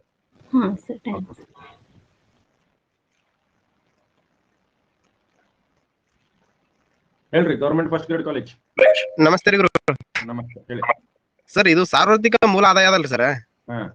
ಇದು ಜಾರಿಗೆ ತರುವುದರಿಂದ ಯಾವುದೇ ಒಂದು ದೇಶಕ್ಕೆ ಅನುಕೂಲ ಅಥವಾ ಅನಾನುಕೂಲ ಆಗುತ್ತೈತಿ ಸರ್? ಅನುಕೂಲನೂ ಇವೆ, ಅನಾನುಕೂಲನೂ ಇವೆ. ಅಂದ್ರೆ ಸರ್ 2016 2017 ಅಧಿಕೃತ ಮಾಡ್ಯಾರ, ಆದ್ರೂ ಜಾರಿಗೆ ತಂದಿಲ್ಲ. ಆಗಿಲ್ಲ. ಅದು ಪ್ರಪೋಸಲ್, ಅದು ಪ್ರಸ್ತಾಪ ಇದೆ. ಈಗ ಯೂನಿವರ್ಸಲ್ ಬೇಸಿಕ್ ಇನ್ಕಮ್ ಅಂತಂದ್ರೆ ಏನೇನ್ ಲಾಭ ಆಗುತ್ತೆ? ಒಂದು, ಸಾಮಾಜಿಕ ನ್ಯಾಯ ಸಿಗುತ್ತಾ? ಎಲ್ಲ ಸಾಮಾಜಿಕ ಹಂತದವರೆಗೂ ಕೂಡ ಒಂದ್ ರೀತಿಯಿಂದ ಆದಾಯ ಸಿಗುತ್ತೆ. ಎರಡನೇದು, ಈ ಬೇರೆ ಬೇರೆ ಗೌರ್ಮೆಂಟ್ ಸ್ಕೀಮ್ ಮಾಡೋ ತಪ್ಪದೆ ಎಲ್ಲರಿಗೂ ಒಂದು ಕೊಟ್ಟು ಬಿಡ್ತೀವಿ, ರೊಕ್ಕ ತಗೊಂಡ್ಬಿಟ್ರಪ್ಪ ವರ್ಷಕ್ಕೆ 10-12 ಸಾವಿರ ಅಂತ ಹೇಳಿ. ಮತ್ತೆ ನಿಮ್ಗೆ ಆ ಸ್ಕೀಮ್ ಈ ಸ್ಕೀಮ್ ಏನು ಕೊಡೋದು ಅವಶ್ಯಕತೆ ಇರೋದಿಲ್ಲ. ಓಕೆ. ಮೂರನೇದು, ಇಲ್ಲ ನೋಡ್ರಿ, ಮೂರನೇದ್ದೇನು ಈ ಸಂವಿಧಾನದ 43ನೇ ವಿಡಿಯಲ್ಲಿ ಏನಂತ ಹೇಳ್ತದೆ, ಎಲ್ಲರಿಗೂ ಕೂಡ ಕನಿಷ್ಠ ಮೂಲ ಸೌಕರ್ಯ ಇರಬೇಕು ಅಂತ ಹೇಳ್ತದೆ. ಸೊ ಅದು ಆಗುತ್ತೆ. ಓಕೆ, ಒಂದ್ ರೀತಿಯಲ್ಲಿ ನಿಮ್ಗೆ ಆಯ್ಕೆ ಕೊಟ್ಟಂಗಾಗುತ್ತೆ, ಆರ್ಥಿಕ ಒಳಗೊಳ್ಳುವಿಕೆ ಉಂಟಾಗುತ್ತೆ, ಮಹಿಳೆಯರ ಸಬಲೀಕರಣ ಆಗುತ್ತೆ, ಅನಾನುಕೂಲ ಏನಾಗ್ತವೆ, ಸರ್ಕಾರದ ಖಜಾನೆಯಲ್ಲಿನ ಹಣ ಸಿಕ್ಕಾಪಟ್ಟೆ ಹಾಳಾಗುತ್ತೆ, ಸರ್ಕಾರ ಹಣಕಾಸಿನ ಸಮಸ್ಯೆಗೆ ಸಿಕ್ಕಾಕೊಳ್ಬಹುದು. ಆಮೇಲೆ ಜನ ಎಲ್ಲರಿಗೂ ಹಣ ಬರ್ತಾ ಇದ್ರೆ ಏನ್ ಮಾಡ್ತಾರೆ, ಜನ ಕಾಂಚಾನ ಸಿಕ್ಕಾಪಟ್ಟೆ ಖರ್ಚು ಮಾಡಕ್ ಹೋಗ್ತಾರೆ, ಇನ್ಫ್ಲೇಷನ್ ಆಗ್ಬೋದು. ಹೌದಾ, ಜನ ಆಲಸಿಗಳು, ಸೋಮಾರಿಗಳಾಗಿ ಕೆಲಸಕ್ಕೆ ಹೋಗೋದೇ ಇರೋದ್ರಿಂದ ಏನೋ ಉದ್ಯೋಗದಲ್ಲಿ ಈ ಕಾರ್ಮಿಕರ ಸಂಖ್ಯೆ ಕಡಿಮೆ ಆಗ್ಬೋದು. ಓಕೆ ಸರ್, ಇದೇ ಕಾನ್ಸೆಪ್ಟ್ ಇಟ್ಕೊಂಡು ಕೇಳಿದೆ ಸರ್ ಕ್ವೆಶ್ಚನ್ ಇದು. Okay sir, thank you. Okay ಸರಿ, ಒಂದು ಬ್ರೇಕ್ ತಗೊಳ್ಳಿ. ಬ್ರೇಕ್ ನಂತರ ನಾವು ಮುಂದುವರ್ಸೋಣ. 2 minutes ಬ್ರೇಕ್ ತಗೊಳ್ಳಿ.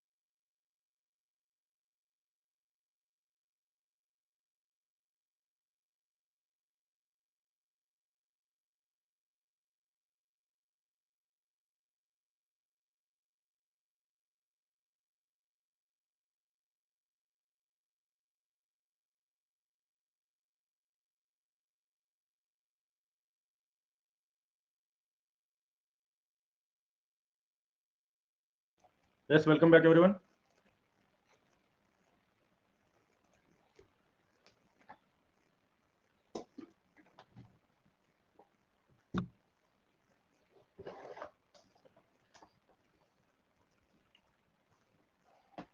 ಮೂರನೇದು ಯಾವುದು ಪ್ರಮುಖವಾಗಿ, ಮೂರನೇ ರೀತಿ ಹೆಡ್ಲೈನ್ ಮತ್ತು ಕೋರ್ ಇನ್ಫ್ಲೇಷನ್ ಅಂತ ಕರಿತೀವಿ.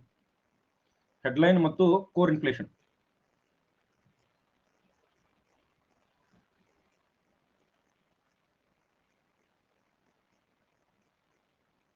ಹೆಡ್ಲೈನ್ ಮತ್ತು ಕೋರ್ ಇನ್ಫ್ಲೇಷನ್. ಹೆಡ್ಲೈನ್ ಮತ್ತು ಕೋರ್ ಇನ್ಫ್ಲೇಷನ್.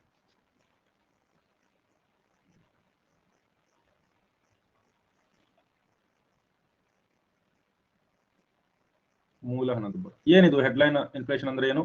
ಮೂಲ ಹಣದುಬ್ಬರ ಅಂತಂದ್ರೆ ಏನು? ಹೆಡ್ಲೈನ್ ಇನ್ಫ್ಲೇಷನ್ ಅಂದ್ರೆ ಏನು?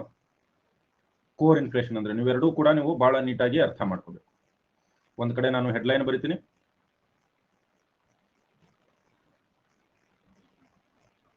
ಇನ್ನೊಂದು ಕಡೆ ಕೋರ್ ಇನ್ಫ್ಲೇಷನ್ ಬರಿತೀನಿ.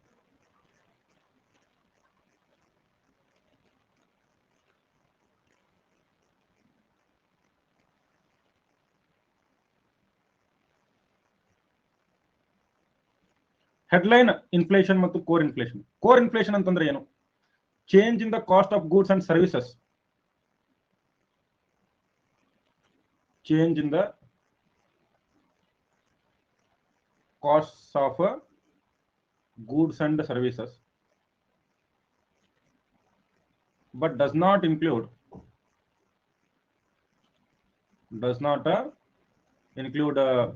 food and energy sectors.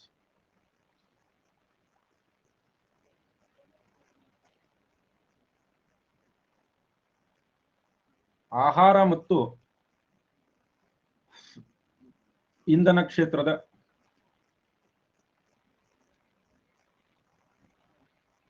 ಸರಕು ಮತ್ತು ಸೇವೆ ಹೊರತುಪಡಿಸಿ ಇತರೆ ವಲಯದ ಹಣದುಬ್ಬರ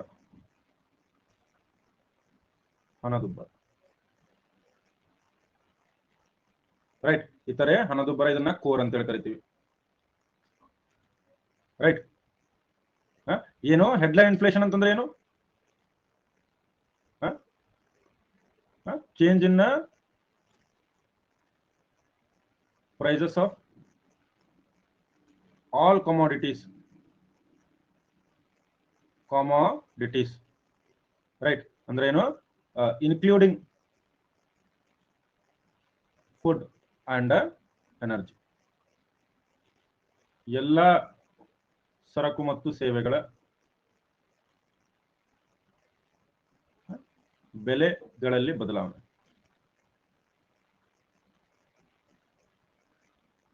ಆಹಾರ ಮತ್ತು ಇಂಧನ ಕೂಡ ಒಳಗೊಂಡಂತೆ.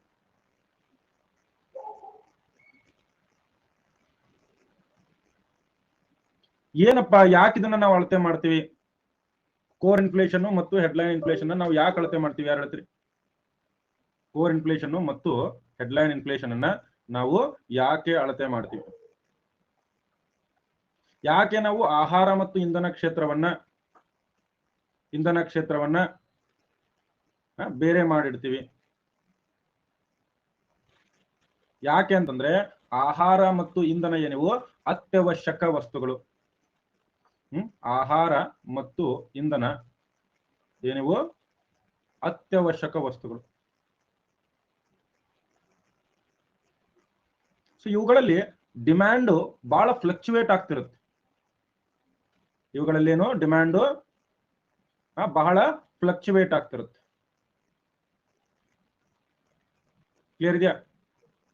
ಸೊ ಹೀಗಾಗಿ ಇದು ಇಟ್ ಈಸ್ ಮೋರ್ ವಾಲಟೈಲ್.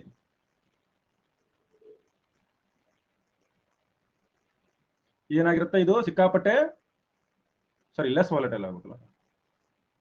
ಇದು ಲೆಸ್, ಇದು ಮೋರ್ ವಾಲಟೈಲ್.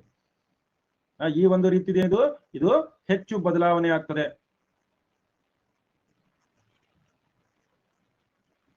ಏನಾಗುತ್ತೆ? Less volatile. ಇದು ಕಡಿಮೆ ಬದಲಾವಣೆ ಆಗುತ್ತೆ. ಯಾಕೆ ಕಡಿಮೆ ಬದಲಾವಣೆ ಆಗುತ್ತೆ? ಯಾಕಂದ್ರೆ ಇದರಲ್ಲಿ ಆಹಾರ ಮತ್ತು ಇಂಧನ ಇರೋದಿಲ್ಲ. ಹೆಚ್ಚಿಗೆ ಬೆಲೆ ಏರಿಕೆ, ಬೆಲೆ ಕಡಿಮೆ ಆಗೋದು ಯಾಕೆ? ರೈಟ್.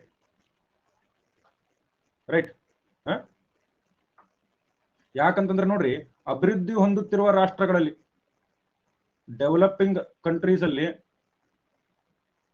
ಆಹಾರ ಮತ್ತು ಇಂಧನದ ಖರ್ಚು ಎಷ್ಟಿರುತ್ತೆ?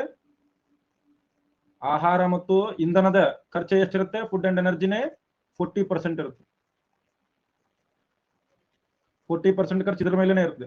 ಸೊ ಹೀಗಾಗಿ ಏನಾಗುತ್ತೆ? ವೆರಿ ಸ್ಟೇಬಲ್, ಅತ್ಯಂತ ಸ್ಥಿರವಾಗಿರ್ತದೆ.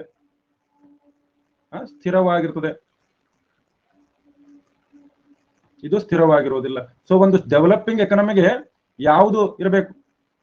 ಯಾವುದನ್ನ ನಾವು ಗಮನಿಸಿದ್ರೆ ಒಳ್ಳೇದು? ಯಾವುದನ್ನ ಗಮನಿಸಿದ್ರೆ ಒಳ್ಳೇದ್ರೆ ಕೋರ್ ಅನ್ನ ಗಮನಿಸಿದ್ರೆ ಒಳ್ಳೇದು. ಯಾಕಂದ್ರೆ ಆಹಾರ ಮತ್ತು ಇಂಧನ ಯಾವಾಗ ಬೇಕು ಅವಾಗ ಚೇಂಜ್ ಆಗ್ತಿರ್ತಾವೆ. ಇವತ್ತು ಟೊಮಾಟೊ 30 ರೂಪಾಯಿ ಇದ್ದಿದ್ದು ನಾಳೆ 100 ರೂಪಾಯಿ ಆಗ್ಬೋದು, ನಾಳಿದ್ದು 5 ರೂಪಾಯಿ ಆಗ್ಬೋದು.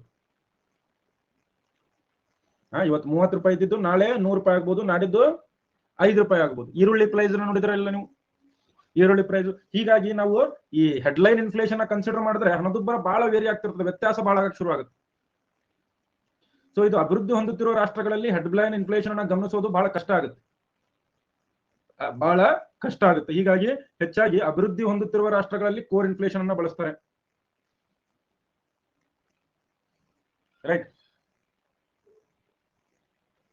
ಸೊ ಹೀಗಾಗಿ ನಾವು ದೀರ್ಘಕಾಲದ ಒಂದು ಬದಲಾವಣೆಯನ್ನ ನೋಡಬಹುದು ಅಂತಂದ್ರೆ ಇಲ್ಲಿ ನಾವು ದೀರ್ಘಕಾಲದ ಬದಲಾವಣೆಯನ್ನ ಗಮನಿಸಬೇಕಂತಂದ್ರೆ ಯಾವ್ದನ್ನ ಗಮನಿಸಬೇಕು? ಲಾಂಗ್ ಟರ್ಮ್ ಟ್ರೆಂಡ್ ಅನ್ನು ನಾವು ಎಲ್ಲಿ ಗಮನಿಸಬೇಕಾಗುತ್ತೆ? ಕೋರ್ ಇನ್ಫ್ಲೇಷನ್ ಅಲ್ಲಿ. ಅರ್ಥ ಆಯ್ತಾ ಎಲ್ಲರಿಗೂ? ಹೆಡ್ಲೈನ್ ಮತ್ತು core inflation. Yes, is it clear to everyone?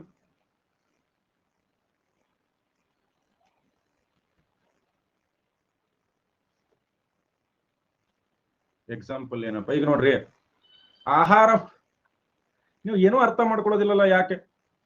ಈಗ ಹೆಡ್ಲೈನ್ ಇನ್ಫ್ಲೇಷನ್ ಅಲ್ಲಿ ಹೆಡ್ಲೈನ್ ನಾವು ಅಳಿಬೇಕಾದ್ರೆ ಇಲ್ಲಿ ಏನ್ ತಗೋತೀವಿ?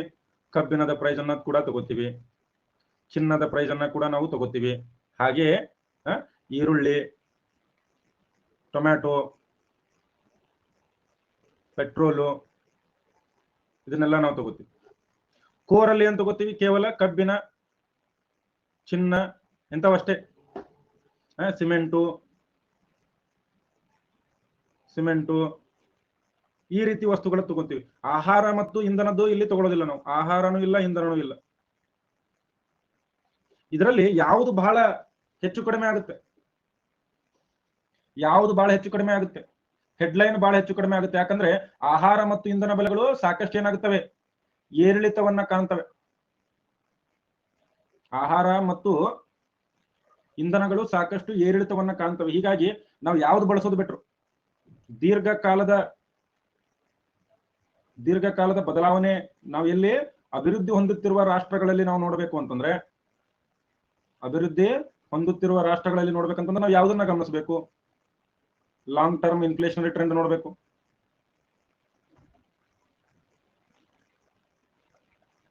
ಟ್ರೆಂಡ್ ಇನ್ ಡೆವಲಪಿಂಗ್ ಎಕನಾಮಿಕ್ಸ್ಗೋಸ್ಕರ ಯಾವ್ದು ನೋಡ್ಬೇಕು? ಕೋರ್. ಈಗ ಅರ್ಥ ಆಯ್ತಾ ಎಲ್ಲರಿಗೂ?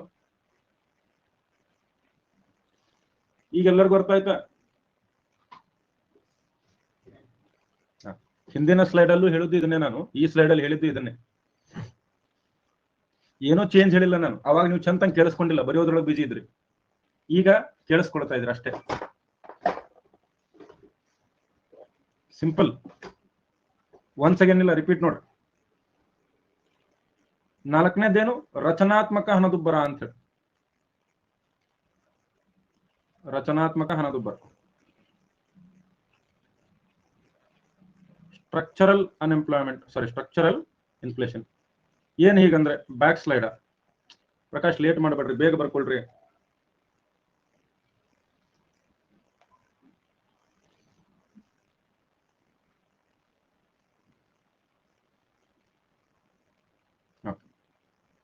ಸ್ಟ್ರಕ್ಚರಲ್ ಇನ್ಫ್ಲೇಷನ್ ಅಂತಂದ್ರೆ ಏನು?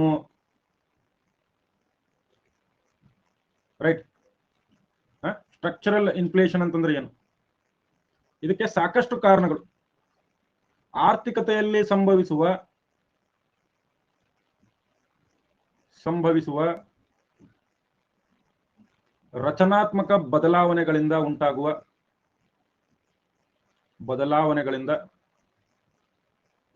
ಉಂಟಾಗುವ ಹಣದುಬ್ಬರ.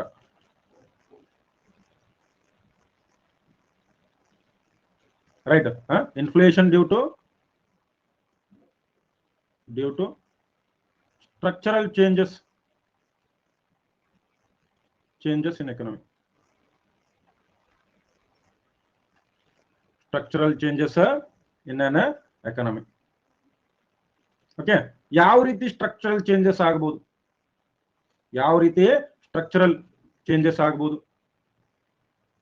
ಹಲವಾರು ಸ್ಟ್ರಕ್ಚರಲ್ ಚೇಂಜಸ್ ಆಗಬಹುದು. ಹಲವಾರು ರೀತಿ ಸ್ಟ್ರಕ್ಚರಲ್ ಚೇಂಜಸ್ ಆಗಬಹುದು. ಫಾರ್ ದ ಉದಾಹರಣೆ ಏನು? ಹಣದ ಅಪಮೌಲ್ಯೀಕರಣ ಆಗಬಹುದು,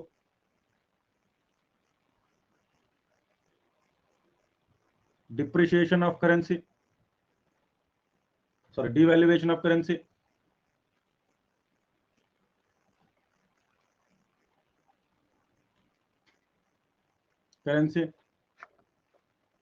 ರೈಟ್. ಅಥವಾ money supply, shortage of money supply,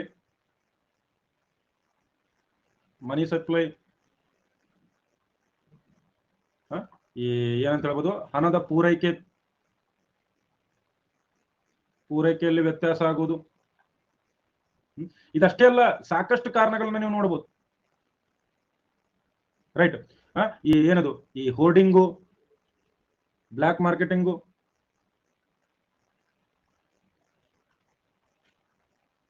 ಕಳ್ಳ ಸಂತೆ. ಹೋರ್ಡಿಂಗ್ ಅಂದ್ರೆ ಏನು?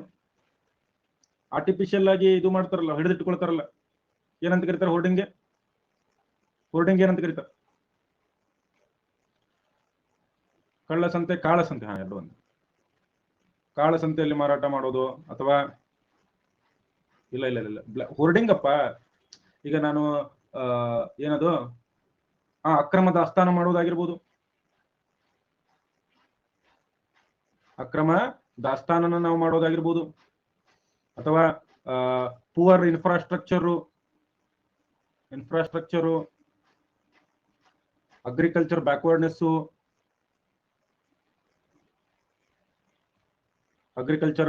ಬ್ಯಾಕ್ವರ್ಡ್ನೆಸ್ಸು, ಪುವರ್ ರೇನ್ಫಾಲ್ ಅಥವಾ ಮಾನ್ಸೂನು, ಈ ಎಲ್ಲಾ ವಿಷಯಗಳಿಂದ ಏನಾದ್ರೂ ಆದ್ರೆ ನಾವೇನಂತ ಕರಿತೀವಿ? ರಚನಾತ್ಮಕ ಹಣದುಬ್ಬರ. ರಚನಾತ್ಮಕ ಹಣದುಬ್ಬರ ಏನು? ಮೂಲ ಸೌಕರ್ಯ ಕೊರತೆ, ಕೃಷಿಯ ಹಿಂದುಳಿದಿರುವಿಕೆ, ಮಾನ್ಸೂನ್ ವಿಫಲತೆ, ಎಲ್ಲಿ ಡಿಮ್ಯಾಂಡ್ ಮತ್ತು ಸಪ್ಲೈ ನೇರವಾಗಿ ಮಾರುಕಟ್ಟೆಯಿಂದ ಚೇಂಜ್ ಆಗಲ್ಲ, ಯಾವುದಾದ್ರೂ ಒಂದು ರಚನಾತ್ಮಕ ವಿಷಯದಿಂದ ಚೇಂಜ್ ಆಗುತ್ತೆ, ಅದನ್ನೇ ಸ್ಟ್ರಕ್ಚರಲ್ ಇನ್ಫ್ಲುಯೆನ್ಸ್ ಮಾಡ್ತಾರೆ. ರೈಟ್. ಯಾವಾಗ ಡಿಮ್ಯಾಂಡ್ ಅಂಡ್ ಸಪ್ಲೈ ರಚನಾತ್ಮಕ ವಿಷಯಗಳಿಂದ ಬದಲಾವಣೆ ಆದ್ರೆ ಅದನ್ನೇನಂತ ಕರಿತೀವಿ? ರಚನಾತ್ಮಕ ಹಣದುಬ್ಬರ.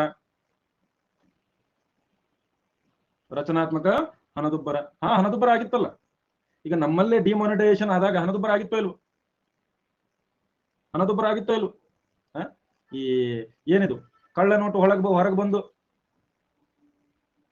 ಬ್ಲ್ಯಾಕ್ ಮನಿ ಎಲ್ಲ ಹೊರಗಡೆ ಬಂದು, ಅದು ಇದನ್ನೇನಂತ ಕರಿತೀವಿ? ರಚನಾತ್ಮಕ ಹಣದುಬ್ಬರ ಅಂತ ಕರಿತೀವಿ. ಬರ್ಕೊಂಡ್ರ ಎಲ್ಲರೂ? Yes sir.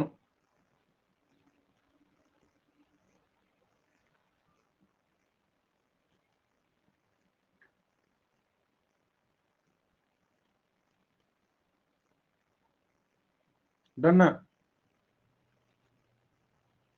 ಐದನೇದೇನು? ಐದನೇದು ಯಾವ್ದು ಹೇಳೋಣ? Monetary inflation.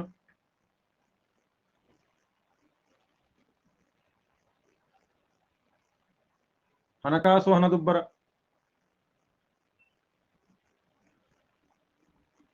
ಇಲ್ಲೇನಾಗುತ್ತಪ್ಪ? RBI ಹಣದ ಮುದ್ರಣ ಹೆಚ್ಚು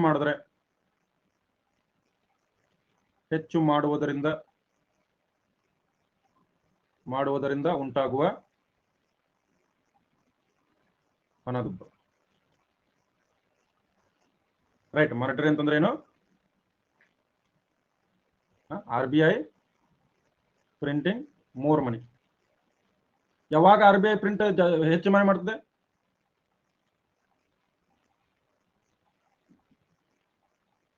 ಯಾವಾಗ? ಯೂಶುವಲಿ ಯಾವಾಗ ಮಾಡ್ತಿತ್ತು? ಮೊದಲು ಮಾಡ್ತಿತ್ತು ಡೆಫಿಸಿಟ್ ಫೈನಾನ್ಸಿಂಗ್ ಅಲ್ಲಿ,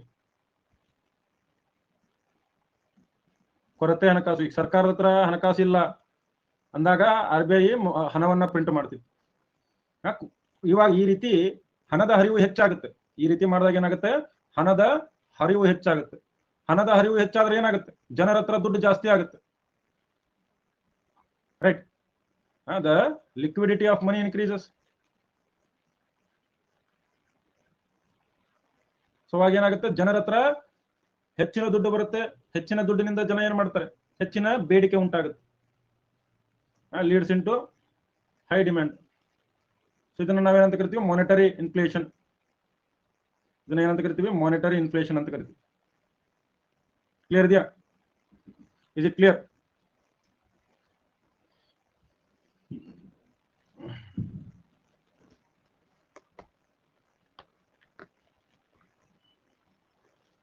ಎಸ್ ಸರ್. ನೋ ವಿದ್ಯಾರ್ಥಿಗಳೇ,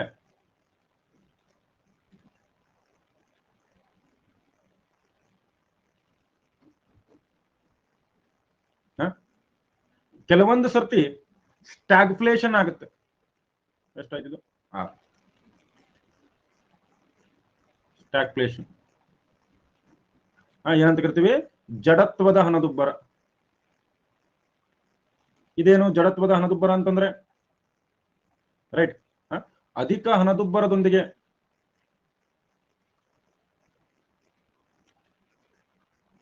ಅಧಿಕ ಹಣ, ಬೇಗ ಬರ್ಕೊಳ್ರಿ ಶ್ರುತಿ.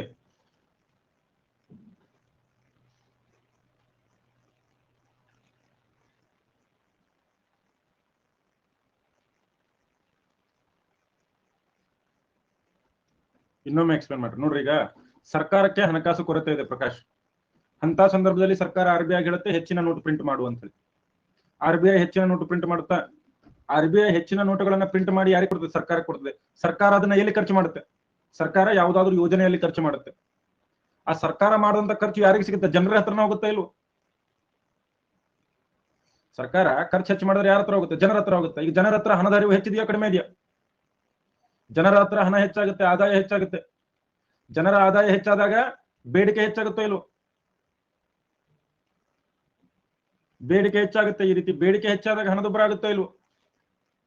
ಅದೇ ನಾನು ಹೇಳಿ. ಆರ್ಥಿಕ ಹಣದುಬ್ಬರದೊಂದಿಗೆ ಓಕೆ ನಿರುದ್ಯೋಗದ ಮಟ್ಟವು ಹೆಚ್ಚಾಗಿದ್ರೆ,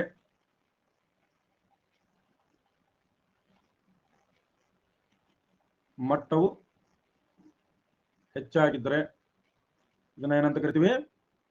ಜಡತ್ವದ ಹಣದುಬ್ಬರ ಅಂತ ಕರಿತೀವಿ. ಜಡತ್ವದ ಹಣದುಬ್ಬರ ಅಂತ ಹೇಳಿ ಕರಿತೀವಿ. ಏನು? Situation of rising prices allowing the situation of rising prices with increasing unemployment. ಬೆಲೆನೂ ಏರ್ತಾ ಇದೆ, ಉದ್ಯೋಗಗಳು ಕಡಿಮೆ ಆಗ್ತಾ ಇದೆ. ಸ್ಟ್ಯಾಗ್ಫ್ಲೇಷನ್ ಅಂತಂದ್ರೆ ಏನು? ನಿರುದ್ಯೋಗ ಮತ್ತು ಹಣದುಬ್ಬರ ಇದೆ. ನಿರುದ್ಯೋಗನೂ ಹೆಚ್ಚಾಗ್ತಾ ಇದೆ ಪ್ಲಸ್ ಹಣದುಬ್ಬರನೂ ಆಗ್ತಾ ಇದ್ರೆ ಇದನ್ನ ನಾವೇನಂತ ಕರಿತೀವಿ? ಸ್ಟ್ಯಾಗ್ಫ್ಲೇಷನ್ ಅಂತ ಕರಿತೀವಿ. ಆಕ್ಚುಲಿ ಇನ್ನೊಂದು ತಿಳ್ಕೊಬೇಕು ನೀವು, ಇದು ಫಿಲಿಪ್ಸ್ ಕರ್ವ್ ಅಂತ ಬರುತ್ತೆ. ಫಿಲಿಪ್ಸ್ ಕರ್ವ್ ಇದನ್ನ ಬಹಳ ಚೆನ್ನಾಗಿ ಎಕ್ಸ್ಪ್ಲೇನ್ ಮಾಡ್ತಾರೆ. ಫಿಲಿಪ್ಸ್ ಕರ್ವ್ ನಲ್ಲಿ ಈ ಫಿಲಿಪ್ಸ್ ಕರ್ವ್ ಏನಾಗ್ತದೆ? ಫಿಲಿಪ್ಸ್ ಕರ್ವ್ ಯಾವುದ್ರ ಬಗ್ಗೆ ಮಾತಾಡ್ತದೆ? ಇದು ಯಾವುದ್ರ ಬಗ್ಗೆ ಹೇಳ್ತದೆ? ಹಣದುಬ್ಬರ ಮತ್ತು ನಿರುದ್ಯೋಗದ ಸಂಬಂಧ. ನಿರುದ್ಯೋಗದ ಸಂಬಂಧ ಯಾವ ರೀತಿ ಇರುತ್ತೆ ಅಂತ. Relation between inflation and unemployment.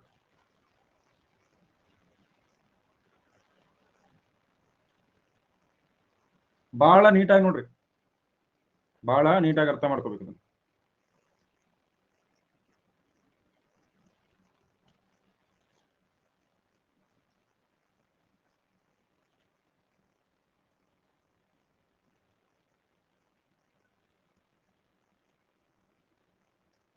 ಈ ಕಡೆದೇನಿದು? ಹಣದುಬ್ಬರ, ಇನ್ಫ್ಲೇಷನ್. ಈ ಕಡೆದೇನು? ನಿರುದ್ಯೋಗ, ಅನ್ಎಂಪ್ಲಾಯ್ಮೆಂಟ್. ನೋಡ್ರಿ, ಆರಂಭದಲ್ಲಿ ಹಣದುಬ್ಬರ ಹೆಚ್ಚಾದ್ರೆ ಏನಾಗುತ್ತೆ? ಆರಂಭದಲ್ಲಿ ಹಣದುಬ್ಬರ ಹೆಚ್ಚಾದಾಗ ಏನಾಗುತ್ತೆ? ಹಣದುಬ್ಬರ ಹೆಚ್ಚಾದ್ರೆ ಏನದು? ಬೇಡಿಕೆ ಹೆಚ್ಚಾದಂತಲ್ವಾ? ಬೇಡಿಕೆ ಹೆಚ್ಚಾದಂತೆ ಹೌದು ಅಲ್ವ? ಬೇಡಿಕೆ ಹೆಚ್ಚಾದಂತೆ ಹೌದು ಅಲ್ವ?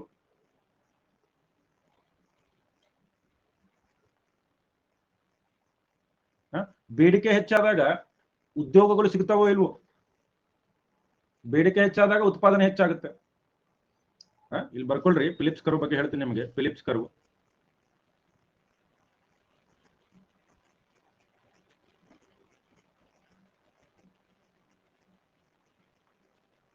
ರೈಟ್. ಆರಂಭದಲ್ಲಿ ಬರ್ಕೊಳ್ರಿ, ಬೇಗ ಬರ್ಕೊಳ್ರಿ. ನೀವು ಬರ್ಕೊಳ್ಳೋದು ಲೇಟ್ ಮಾಡ್ತಾ ಇದ್ರೆ ನಾಳೆಯಿಂದ PPT ತಗೊಂಡ್ಬಂದ್ಬಿಡ್ತೀನಿ.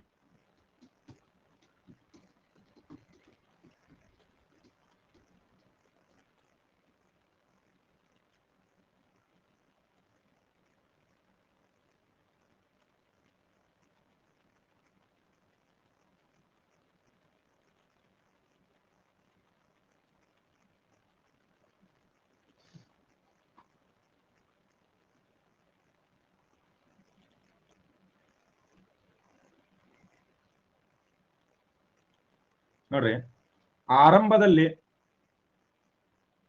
ಹಣದುಬ್ಬರ ಹೆಚ್ಚಾದಂತೆ ಏನಾಗುತ್ತೆ? ಹಣದ ಹರಿವು ಹೆಚ್ಚಾಗುತ್ತದೆ.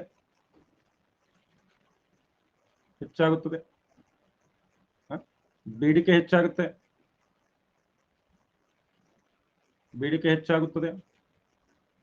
ಅವಾಗ ಏನಾಗುತ್ತೆ? ಹೂಡಿಕೆ ಹೆಚ್ಚಾಗುತ್ತೆ. ಹೂಡಿಕೆ ಮತ್ತು ಉತ್ಪಾದನೆ ಹೆಚ್ಚಾಗುತ್ತೆ.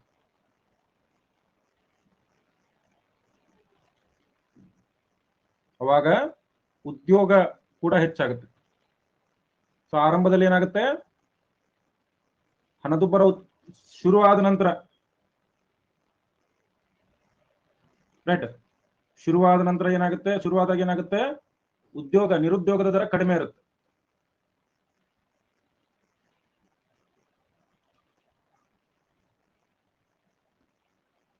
ನಿರುದ್ಯೋಗದ ದರ ಏನಿರುತ್ತೆ?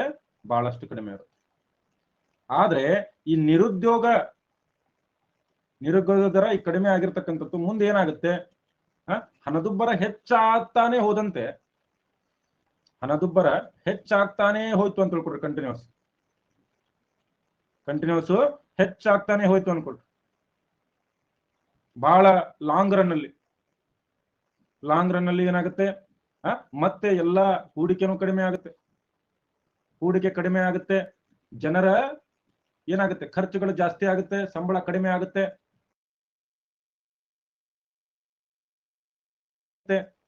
ಅವಾಗ ಏನ್ ಮಾಡ್ತಾರೆ? ದೀರ್ಘಾವಧಿಯಲ್ಲಿ ಹಣದುಬ್ಬರ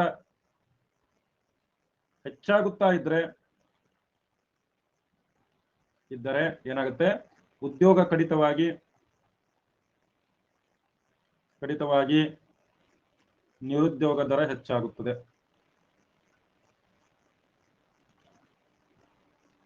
ಯಾವಾಗ ಹಣದುಬ್ಬರನು ಏರ್ತಾ ಇದೆ, ಇಲ್ಲಿ ನೋಡ್ರಿ, ಆರಂಭದಲ್ಲಿ ಎಷ್ಟಿತ್ತು ನಿರುದ್ಯೋಗ ದರ?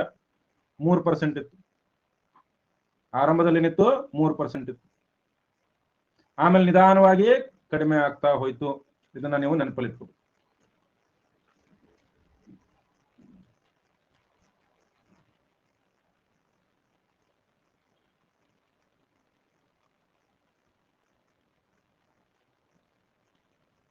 ಓಕೆ, ಡೆಫಿನೇಷನ್ ಬೇಸ್ಡ್ ಆಗ್ಬೋದು. ಕಾನ್ಸೆಪ್ಟ್ ಸ್ಟಾಗ್ಫ್ಲೇಷನ್ ಅಂದ್ರೆ ಏನು ಅಂತೇಳಿ ಪ್ರಶ್ನೆ ಆಗ್ಬೋದು. ಅಥವಾ ಹಣದುಬ್ಬರದೊಂದಿಗೆ ನಿರುದ್ಯೋಗ ಮಟ್ಟವು ಹೆಚ್ಚಾಗಿದ್ದರೆ ಯಾವ ರೀತಿಯ ಹಣದುಬ್ಬರ ಎನ್ನುತ್ತಾರೆ ಅಂತ ಕೇಳಬಹುದು. ಫಿಲಿಪ್ಸ್ ಕರ್ವ್ ಯಾವುದಕ್ಕೆ ಸಂಬಂಧಿಸಿದೆ ಅಂತ ಕೇಳಬಹುದು. ಅಥವಾ ಸ್ಟೇಟ್ಮೆಂಟ್ ಗಳನ್ನ ಕೊಡಬಹುದು. ಫಿಲಿಪ್ಸ್ ಕರ್ವ್ ಪ್ರಕಾರ ಹಣದುಬ್ಬರ ಹೆಚ್ಚಾದಂತೆ ಉದ್ಯೋಗದ ಅವಕಾಶಗಳು ಹೆಚ್ಚಾಗುತ್ತೆ ಅಂತ ಹೇಳಿ ಕೇಳಬಹುದು. ಸೊ ಹಲವಾರು ರೀತಿಯಲ್ಲಿ ಇದನ್ನು ಕೇಳ್ತಾರೆ.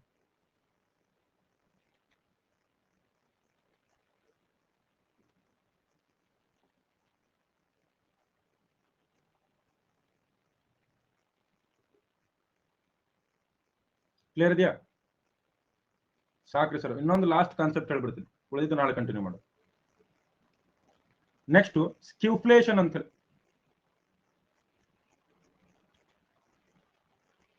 ಸ್ಕ್ಯೂಫ್ಲೇಷನ್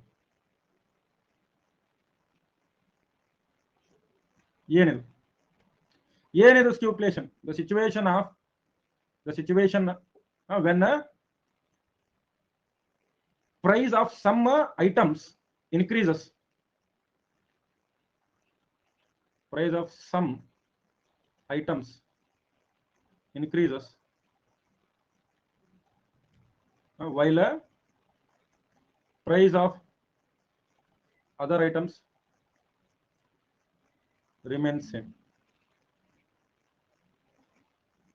ಕೆಲವು ನಿರ್ದಿಷ್ಟ ಸರಕುಗಳ ಬೆಲೆ ಮಾತ್ರ ಹೆಚ್ಚಾಗುತ್ತದೆ.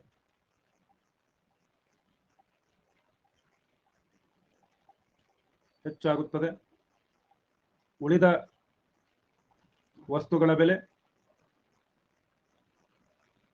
ಸ್ಥಿರವಾಗಿರುತ್ತದೆ. ಸ್ಟ್ರಕ್ಕ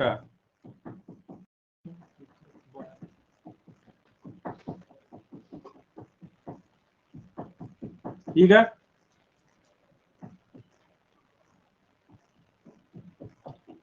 ಎಲ್ಲರಿಗೂ ಸರಿಯಾಗಿ ಕಾಣಿಸ್ತಾ ಇದೆಯಾ? ಕೇಳಿಸ್ತಾ ಇದೆಯಾ?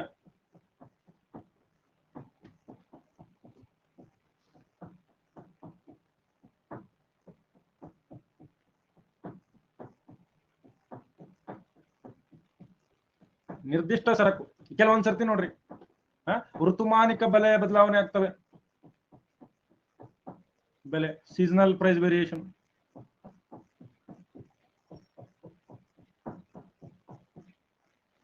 ಉದಾಹರಣೆಗೆ ಬೇಸಿಗೆ ಕಾಲದಲ್ಲಿ ಮಾವಿನಕಾಯಿ ರೇಟ್ ಎಷ್ಟಿರುತ್ತೆ? 40 ರೂಪಾಯಿ ಕೆಜಿ. ಅದೇ ನಿಮಗೆ ಇದೇ ಮಾವಿನಕಾಯಿ ಚಳಿಗಾಲದಲ್ಲಿ ಬೇಕಂತಂದ್ರೆ 400 ರೂಪಾಯಿ ಕೆಜಿ. ಟೊಮ್ಯಾಟೋನು ಈ ರೀತಿನೇ ಆಗುತ್ತೆ. ಟೊಮ್ಯಾಟೊ, ಈರುಳ್ಳಿ ಕೆಲವೊಂದು ಸಮಯದಲ್ಲಿ ಮಾತ್ರ ಇವು ಬೆಲೆ ಏರಿಕೆ ಆಗ್ತವೆ. ಮತ್ತಷ್ಟು ರೊಕ್ಕ.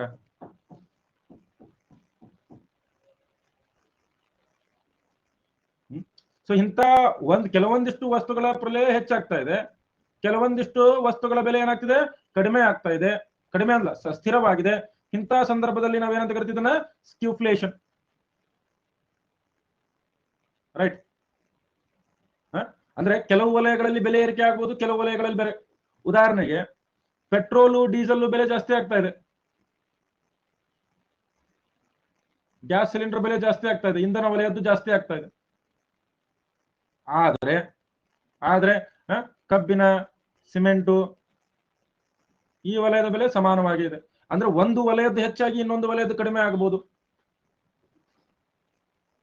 ಬೆಲೆ ಹೆಚ್ಚಾದ್ರೆ ಅದನ್ನ ನಾವೇನಂತ ಕರಿತೀವಿ? ಸ್ಕ್ಯೂಫ್ಲೇಷನ್ ಅಂತ ಕರಿತೀವಿ. ಸಡನ್ ಆಗಿ ಏನು ಸ್ಟ್ರಕ್ ಅನ್ನಾಗತ್ತಿರಪ್ಪ.